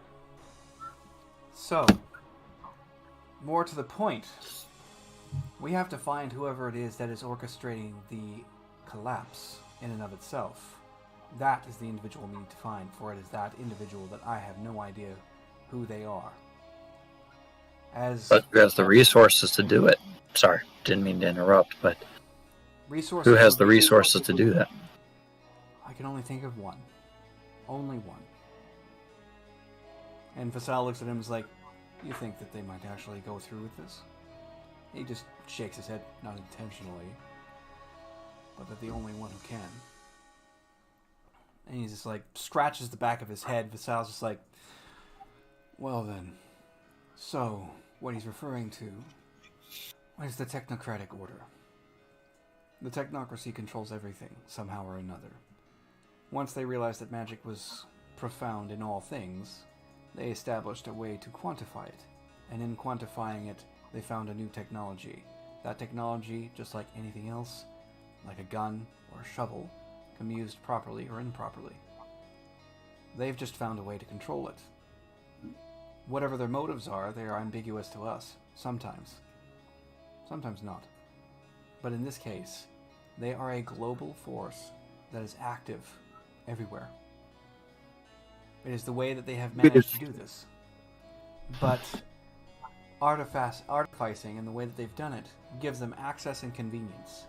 Why they would want to stop the cycle is exactly counter to their whole motive. Best I can tell, and from what his likely what he's found as well, is that their primary goal is to normalize magic so that it is no longer in confrontation with the rest of humanity. Having it suddenly be used as a weapon of some sort of nuclear capacity like this is not part of their dictum, which is why it doesn't make any sense. Are they So trying? John just kind of raises his hand. Yeah, me too, buddy. Okay. So, like, you've got like 3 raised hands. Do you want to take this bear for? What? Or I should be looking at Bear. Do you want to take care of this? So, Question. just a point of clarification. As a non-magic-y person, when you say technocracy, I think a government run by the technically skilled. My guess is that that's not the context we're talking about today. We're not talking about a government faction. No. You're talking about technological magic? Yes, we're talking about a technological Magical organization. technology? One that has surpassed a great many years, developed over the last century. And they have quantified magic in every way possible, turning it into easily defined, refined technological advancement, in order for the intellectual mind to comprehend. It is no less magical than it was before, but now it integrates into the very concept of what technology is supposed to be. So it's been commodified. Yes. That's the point of their control. Ivar, If it's been I've- commodified, we've got issues of fraud, waste, and abuse. Fantastic. Yes. Excellent. Yeah, your turn. Thank you. So, what if they are just trying to scrap everything and then rewrite the base code? I mean, I don't. And he looks at Barrick and says, "I don't speak computer. You do." Just like I old mean, crack. Yeah, What if they're just trying to scrap it to rewrite the base code? big enough magnet. As a group as a whole, again, it doesn't seem to meet up with their general concept of what they are supposed to do. To wipe out humanity means to wipe out themselves. Or even if they were to leave themselves with a smaller population, some sort of grand cull, which has not necessarily not crossed my mind.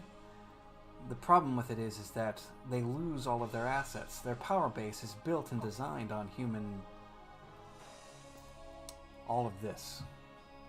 But if you're rewriting reality in of itself, It goes... and it doesn't conform to your understanding and your rules of magic, then they can basically create whatever they want at that point.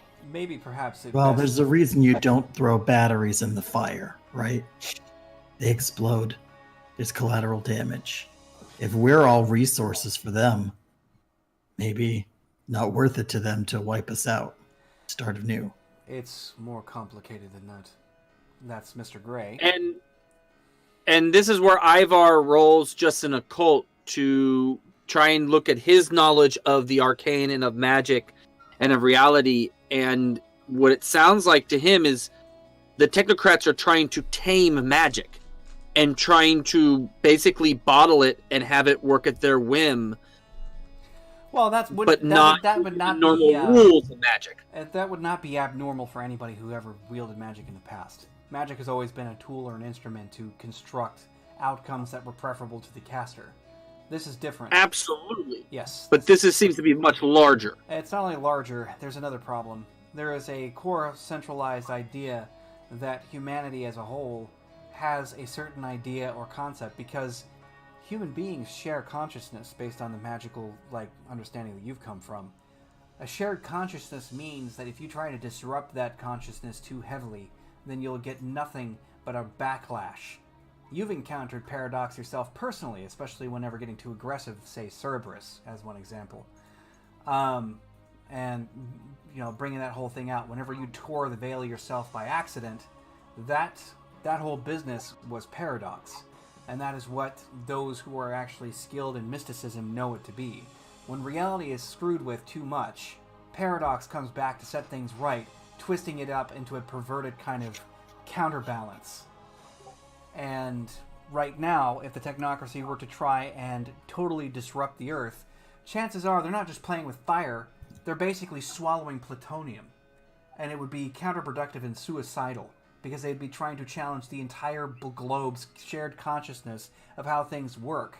And worse, if they were to fail at that endeavor, it would just peel the Earth apart and fail miserably, probably swallowing it up into some sort of unknown whatever, or just blow the whole place to pieces. There are 1 million to 1 billion to 1 trillion possibilities of how that could go wrong. They're playing high-stake bet. Except the bet, if lose, we all lose. And if win, they win big. They're betting the house. How do we stop them? Well, more to your point, Ivar, I doubt that they're actually playing that game. They're far too patient.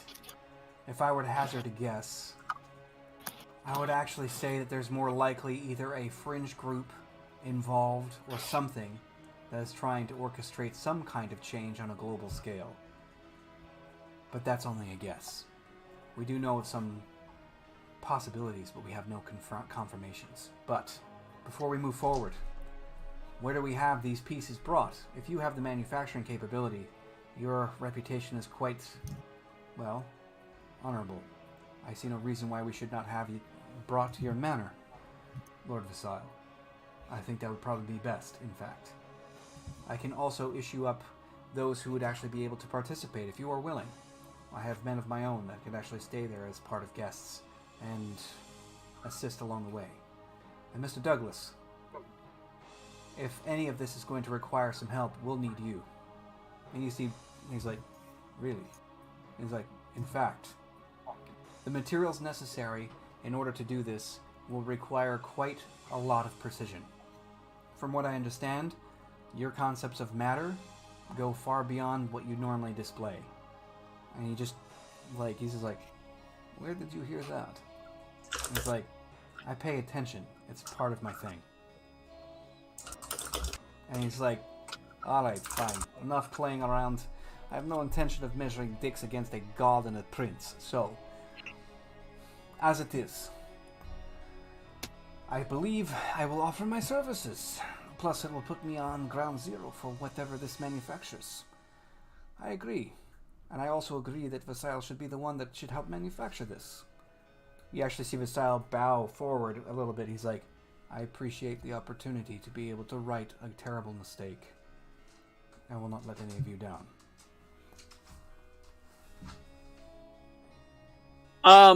Ivar leans over to Colt and just kind of whispers, do you think we should tell them about Lucifer? Oh, it's just like, oh, I think that would, no, let's just gotta let Douglas handle that one. I think Yeah, a voice in Ivar's head coming through the comms from Derek says, that would be a negative. no. I think it'd be funnier if Ivar, instead of whispering, thought he was whispering and yelled it out. What about Morning Star? Like, Well, you know when you're drunk and you think you're talking quietly, but 5 and under, it's a whisper. 6 and up, it's not. Oh, fuck. Nope, not a whisper. but can it be like a slur, you know? Hey, do you think we should tell him?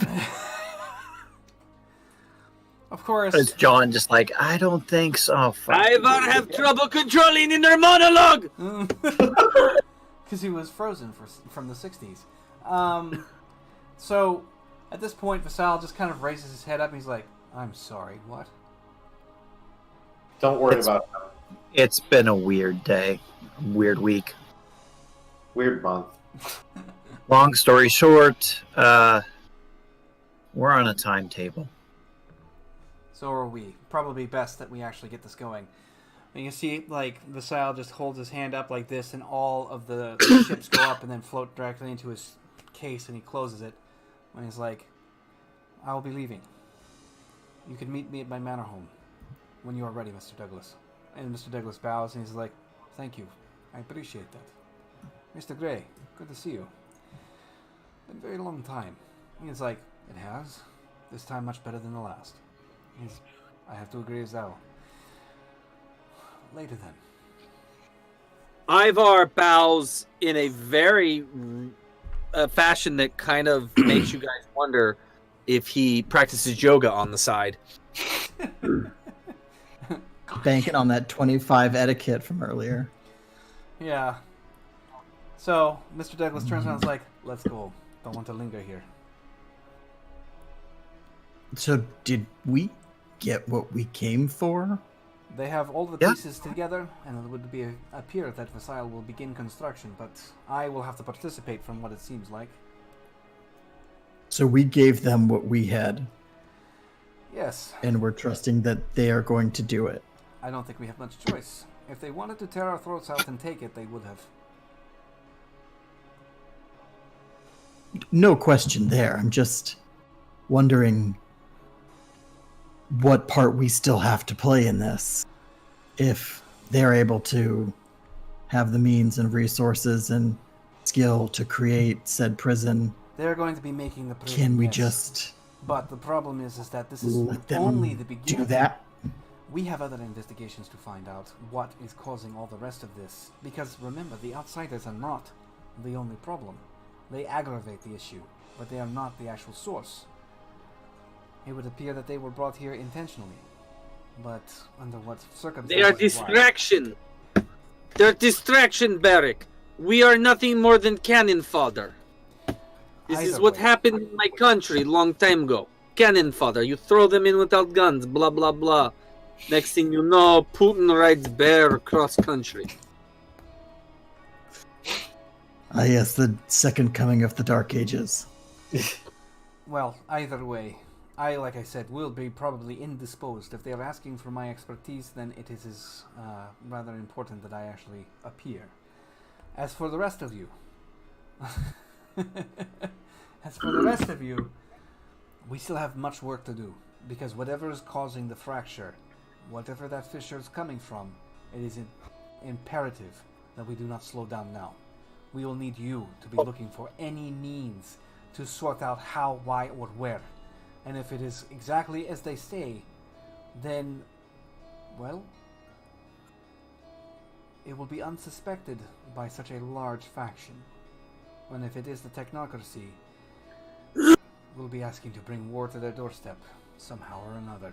So, trust me, you are needed, my friend, John, more than ever. John's kind of ducking into the SAV and says, yes, I know. Throw us into cannon fodder.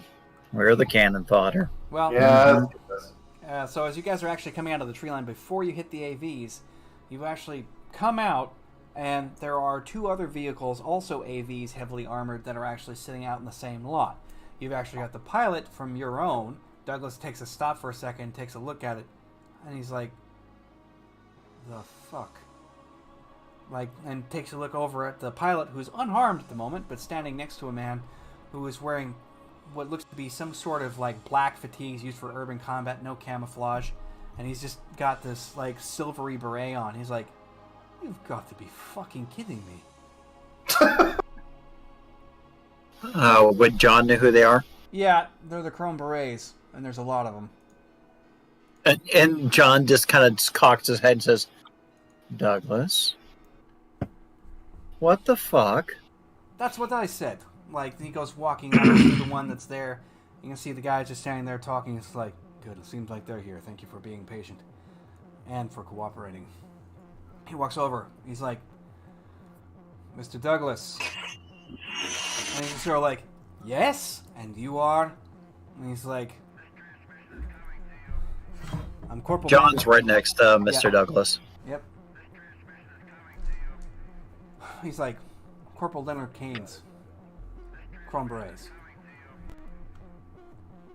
Well, no So, shit. Should I know who the Chrome Berets are? Yeah, you've heard of them. You've never encountered them. They actually have they're a sterling reputation here in Night City. As a matter of fact, they specialize in extractions most often. They usually do work based on the fact that there's need. They're actually kind of the Robin Hood private military force of some corporation. Nobody knows who exactly. So respect them and scare them, or scared of them. Yes, both. Barrick would actually know them a lot because he's tracked them as being vigilantes and he has in-depth knowledge. And John's perspective is more along the lines of they've always kind of circulated in his world, but he's always avoided them. Yep. But this is kind of like his tipping point. So he's just like, yes, what the fuck? I mean, honestly, it's been a busy month. So you gotta understand. Why? He's like, I'm here on orders, actually, sir. Hey, Barrick, he speaks your language. Yeah. Whose orders? Sabers. That would be their inherent leader, you know that. So, this is full from the top down. Mm-hmm. Under what authority? Saber's authority, sir. Not to disrespect anything that you might be saying, but she's currently taking control of the circumstances because she needs to speak to all of you as soon as possible. We're actually asking for you to come along. We're not trying to detain you. What's Ivar's danger sense? Low. Nobody seems to be actually actively trying to threaten you. And as he can feel Ivar twitching, he's like, Ivar, it's okay. They're Barrick's people. Ivar not threatened by them. He just had conversation with a very important person who's far more scary. Okay, so Douglas, you go have fun at home, and we'll go be your cannon fodder. Because this is just, and he's like looking dead in the eye of the Chrome Beret going, because this is absolutely fucking fantastic. Great. Wonderful. And it's like, and he just kind of like puts his hand up to his ear for a minute. He's like, Mr. Douglas, you've been cleared to leave if that's your intent. And he's like, it is. I have work to do. If you excuse me, my pilot will be waiting. And it's like, you can see the guy's just like, yeah, sure. Like, just kind of looks around at everybody else. He's like, please, let's go home. It's not like they don't already have our address. Come on. Like, he just gets into the AV. It's like, report back in 2 hours. If I hear nothing, I'll be coming out from the ground to find you. He's like, I hear nothing. Anyway, you can see, Little heads-up display in Barrick's eye goes, ting! yep. 1.59 and 59 seconds. That's Ivar's. He's got the time sense. Yep. So at this point, Corporal Keynes is just like, if you would please follow me. Like, and he steps over it. There's a full unit here, so there's about 12 men in all. But they are standing there. Obviously, they were concerned about the possible backlash, but they were using non-threatening means. They escort you into one of the AVs with the other one backing it up. And, you know, Keynes is sitting with you, and he just sits across. There's a bench that goes across the back end where everybody can sit across from that way. Whenever it seals up, you can feel the vehicle lift off. And as it's in the air, you see this from the pilot section itself. The cockpit opens up. And because the AV here is more like an APC, because it's large enough to hold these men, military arms, med kits, all the, like, so this thing could land in a war zone and do its job. So out from there, it just pops open, and you can see this woman who's got extraordinarily long red hair. And she just comes walking out to you guys, and she's like, I apologize. I wasn't intending for this to be this kind of runaway meeting, but in the air, it's less likely that anybody can hear us, and us running a regular patrol run is not going to seem unusual. So, she comes walking out forward and takes a seat. John just kind of goes, par for the course. Ivor offers his utmost of etiquette and is now just sort of fading away into... So, Sharp, I assume. Miss Sharp? Saber. Saber. Well, sabers are sharp. Miss Saber. So, why? It's been a really long month, so you'll have to excuse me being curt. No problem. I Why? can actually explain this rather easily. It's simple. During one of our major patrols, she actually goes and taps something up, and you can see a holographic display at the center of the actual APC. Kind of managed to pick up a strange transmission. We found it uniquely odd. We've been running patrols at the same time every day for the last several weeks. We've been finding some strange disturbances in a nearby area. So we were keeping our eye on Central Park. As it turns out, we caught this. Like that, and you can see like a part of the Central Park forest pop up. You can't get a visual, it looks really grainy, but you're picking up your conversation from the meeting that you guys were having. And it's like, we'd managed to intercept this because Kanna's very good at her job. And as it turns out, this was probably not caught anywhere else, but given the circumstances, we decided that we wanted to intercept, just in case anybody else had a better idea. Are you familiar with who we are and what we do? Oh, I'm fairly familiar. I mean, he has a different perspective because he can practically feel Barrick's scowl Yeah. of the disapproval of the vigilantes. She looks over at him and she's like, I'm retired. Relax. she just smiles and she's like, I wasn't terribly concerned, but I appreciate the sentiment. So again, why us? Because you're talking about something that we've been trying to work towards very much. And as it turns out, it was something that I was not aware that my own partner was going to be involved in. The Sile. And she ends up pulling up a small ID card, and on that card it says Natasha Silver, and that name pops up for everybody. She is CEO of Black Sun Industries.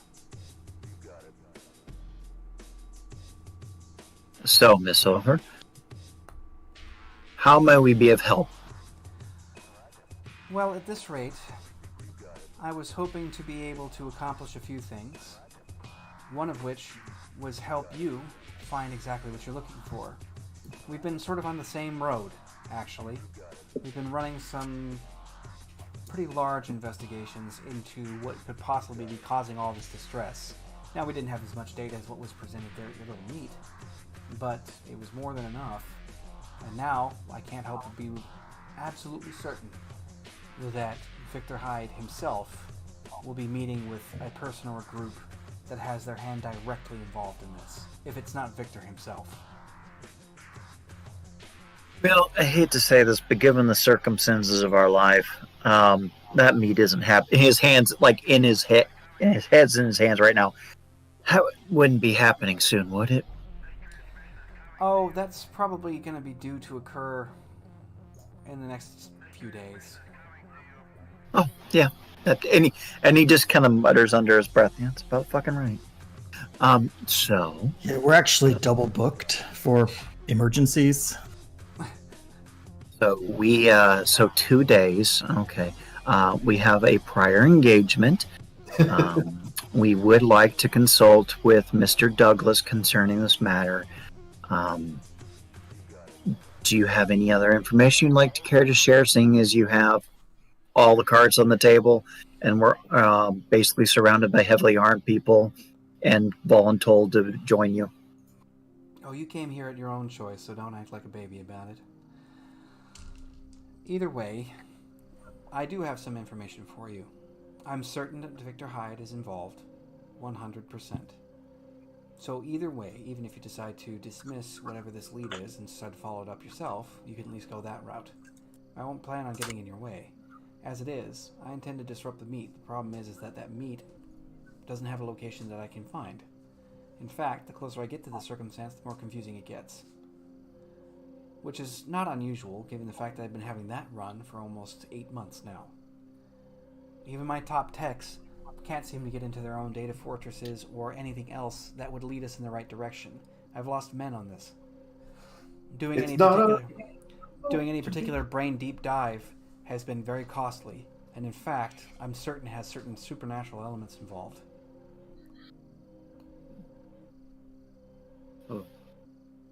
Well,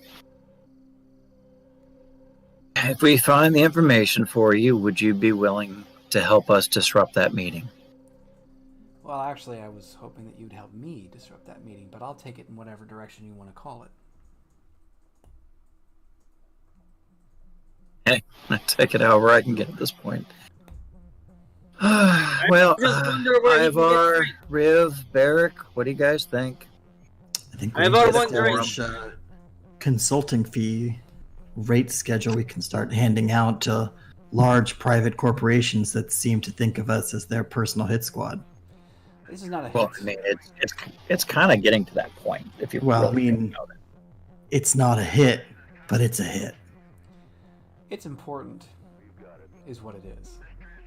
Everything's important to someone. This is important to everyone. You're important, everyone. Does have a point. I'm Either just way. saying, I we're in don't- the largest city in the world, and the four of us are just that lucky that we seem to be on everybody's to-do list. Guess what? It happens to a lot more Nobody people than you wants to think. do Ivar. This has a lot to do with all of you. Yes. I don't actually have half the information that I'm sure I'm going to be getting here in the next day or so about what you've all been doing, but I'd much rather just ask. You seem to be doing the right things in the right way, but to be personally careful about it, the more I know about you, the better. But I have no intention of going over there and stepping on your toes unless it's absolutely necessary. Because given whatever's going on, I will find a way to disrupt whatever that meeting is, if I can find the information for it. But if you can help me get that, that puts us on both the same side, and I'll be more than willing to stay out of your way if it ever comes down to it again, if you're so grumpy about it. So, Ivar just like when people say hi to Ivar. That's all Ivar wants. You didn't even say Hi, hi to Ivar. Hi, Var. That's very nice. Hi, Var. She just goes, well, you have to forgive us. We are rather disgruntled with what fate has brought us. Snickers a bit. well, either but way, it seems to me that You we're have a already working. point. You have a point. Do you have a potential lead that's been, well, shall we say, particularly lethal to you? I have some things that could be of use to you if you're asking about how we tried to make a breach and failed to actually be successful. The more we know, the more successful we can be. All right then. She holds her hand out, and you can see Corporal hands her a data pad. She hands it to you. She's like, "There's some information as a test of good faith. Feel free to reach out to me. It has my private number in there as well." Oh. Oh. Oh. I like to imagine that Got Riv is girl actually number. saying that too. I don't expect- Oh, yeah. She's totally into it. Gonna give it to Ivar for late night texting. Yeah, she's Sexting me. she just actually puts up on comm. She's like, "Avalon, go ahead and drop us down. We'll make sure that they get back to the manor safely. I don't think it's going to be a problem." And you see her on the other end's like, "Yes, ma'am." Yes, So, I appreciate the fact that you're tempered, despite the fact you've had a long month. Best of luck. Hopefully it gets better for you all. Though I have a feeling it's probably going to be a lot worse for a while. Oh, no. You're 100% right. Yeah. Well then, just enjoy the ride. And she just kind of leans back, looks at everybody else. Pleasure meeting you all. Goes back into the cockpit. And then the ride's maybe 10, 11 minutes more. You guys are landed just inside the actual AV pad. It looks like they were able to work that in. And then they take off as soon as you guys are dropped off at the manor's grounds.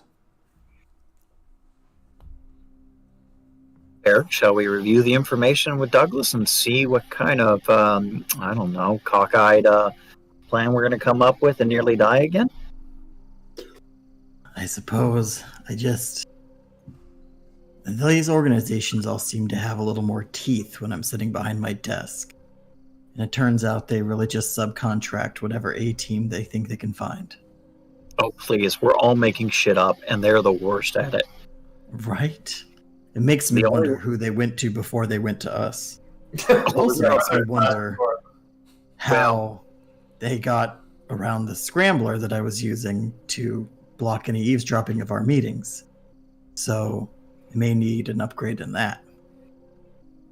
Well, I have a I have a feeling that everyone they send is dead, and we need to watch ourselves like we usually do, and hopefully not die, and then moving on. Douglas doesn't pay us enough. I mean, he pays us quite handsomely, as he has reminded me several times. But yeah, Ivar just worried. Who else was listening on our secret meeting that no one knew about? well, right. That happened at That's the my time. concern. A random patrol flying over the park picks up Nah. the words. I also concern, why is she eavesdropping on her own partner? Perhaps We'll talk to Vasile about that. Frankly, I don't think these corporations or powers trust each other, even if they're even allied. So they see on this person, they see on that person. Everyone's spying on everybody. So let's just kind of fuck off and let Douglas deal with it. you should check the data pad to make sure it does not have malware on it. Just read about the Russian hacking of Neon City. Stole very important information.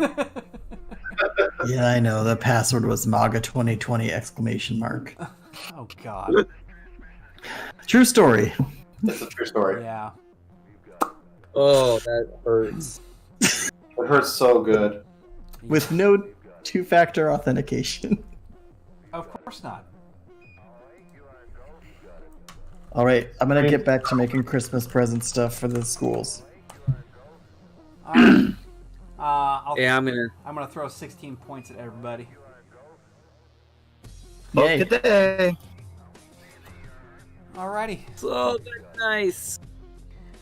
Yeah. I really like these new character sheets. Can I just reiterate that? I'm really looking forward to putting those character sheets up for everyone to actually see. It's just like hit the tab, type in the stuff. Mm-hmm. It does work out fairly well. I'm hoping to make a paper version that won't be like a book that you have to like go into and look at. Because it's your character journal that Yeah. everybody gets. I mean, like I had to add so many notes on mine. Like certain characters that I have in my own binder are just super thick because I had 4 or 5 pages attached to it. Which no problem. Yeah. Welcome to John. I have a full-on like That's character just journal. worse, dude. That's like 40 pages. Yeah, that's awesome actually. I'm very low tech. I just have a piece of paper that I write shit on. Not just do that, but you do these cryptic doodles. Yeah. Oh yeah, look, this one had I drew the stone table with the doodads. The With the doodads. Aslan and the White Witch. But I have started a list of all the crazy characters that we know to be like, hey, do I know this person? Let me go to my list. Who Yeah. do we I like know that. that? Oops. I didn't mean to. Ah. Oh, that was fun story building. Yeah, Yes, well, it was. Yeah. And who is Victor Hyde again? He is the son of He is the he's the son of Vanessa Hyde of Hyde Dynamite, the former CEO who disappeared one evening and left everything to her son, who is taken up in her position, but happens to be far more crazy. Big scary corporations. Well, Oh, this great. was Very one of the worst. scariest. Powerful corporation that is pissed at us. I mean, Well- Hyde Dynamite is actually kind of pissed at everybody, if I'm being honest. Yeah. Yeah, but weren't they one of the groups that we stole something from? Yes. Yeah. Yeah, so wouldn't it be like be high on their list of pissed off at? Well, I mean, you guys are starting to make enough of a reputation for yourselves that eventually, like, so you've been noticed by certain individuals already, so high dynamit's not going to be far behind. And that's the reason why, like, Douglas was like, I don't need this extra shit at my house. Like, it's already bad. Right.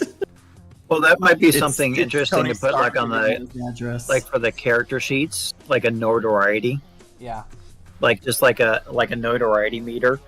So There's like you have actually, like there is a reputation. notoriety, Yeah, there's actually Yeah. a but in the sense of like a storytelling aspect, Yeah. not just like not just like the personal level, but like as a group.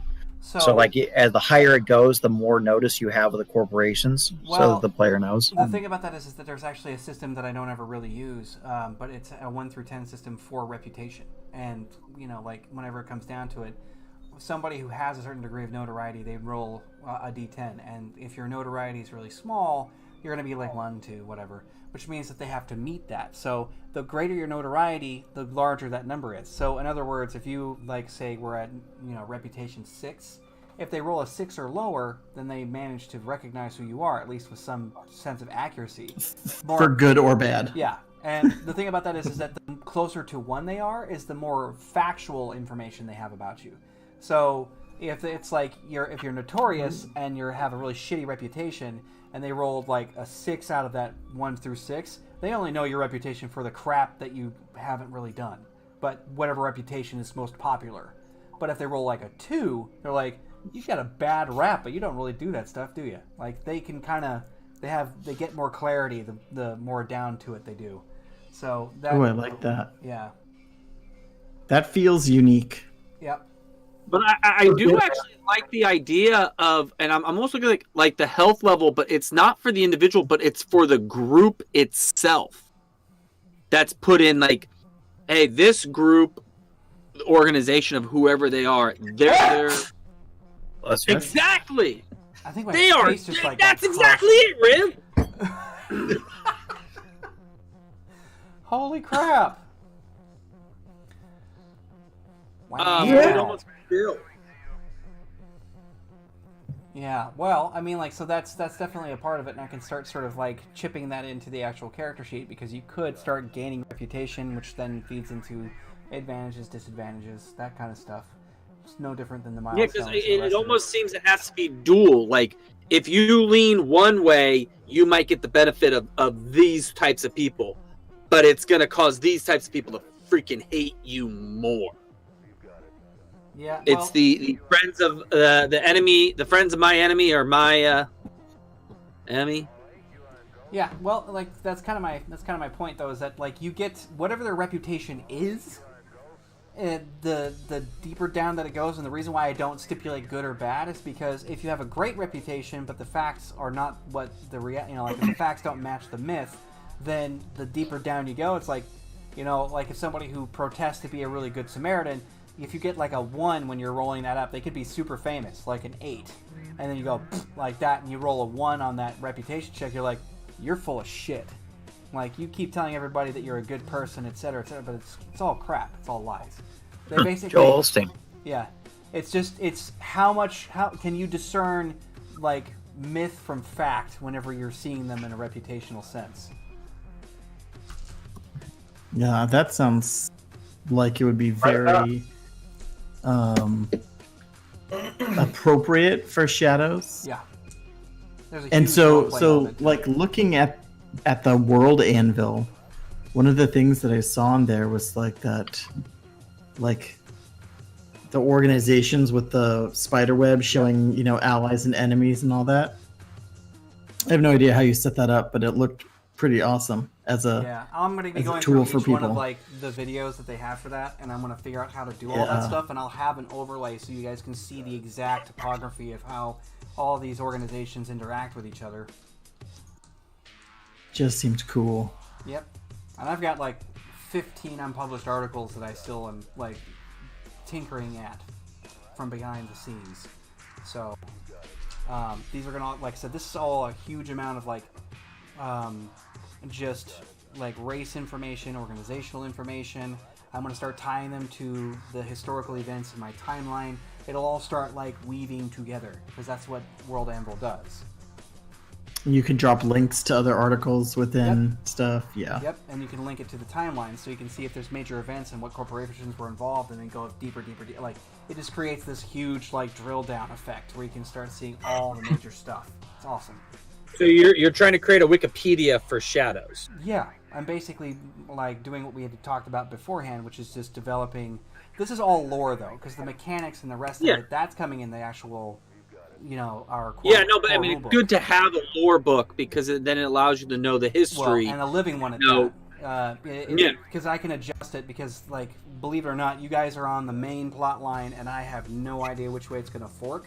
Because this could go straight into Fucktown if it goes the wrong direction. It'd be cool is if, later on, several months / years, our characters become actual lore figures. If you keep going at it, like, we've already had...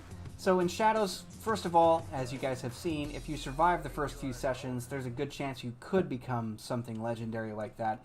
And if you last for multiple months, then it just gets more and more possible.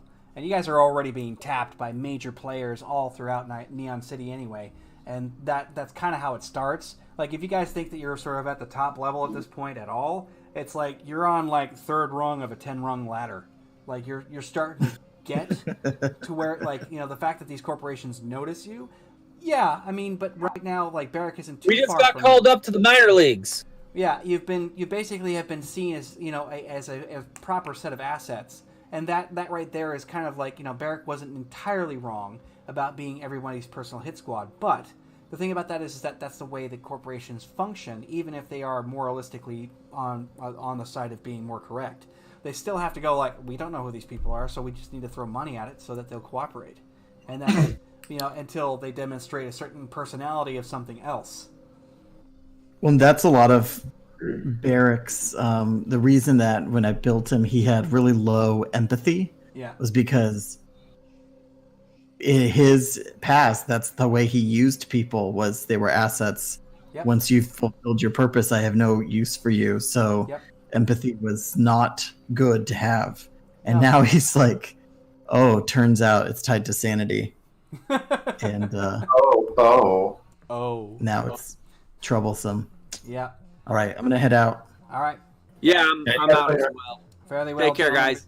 And thank you, whoever it is that is watching this. I hope you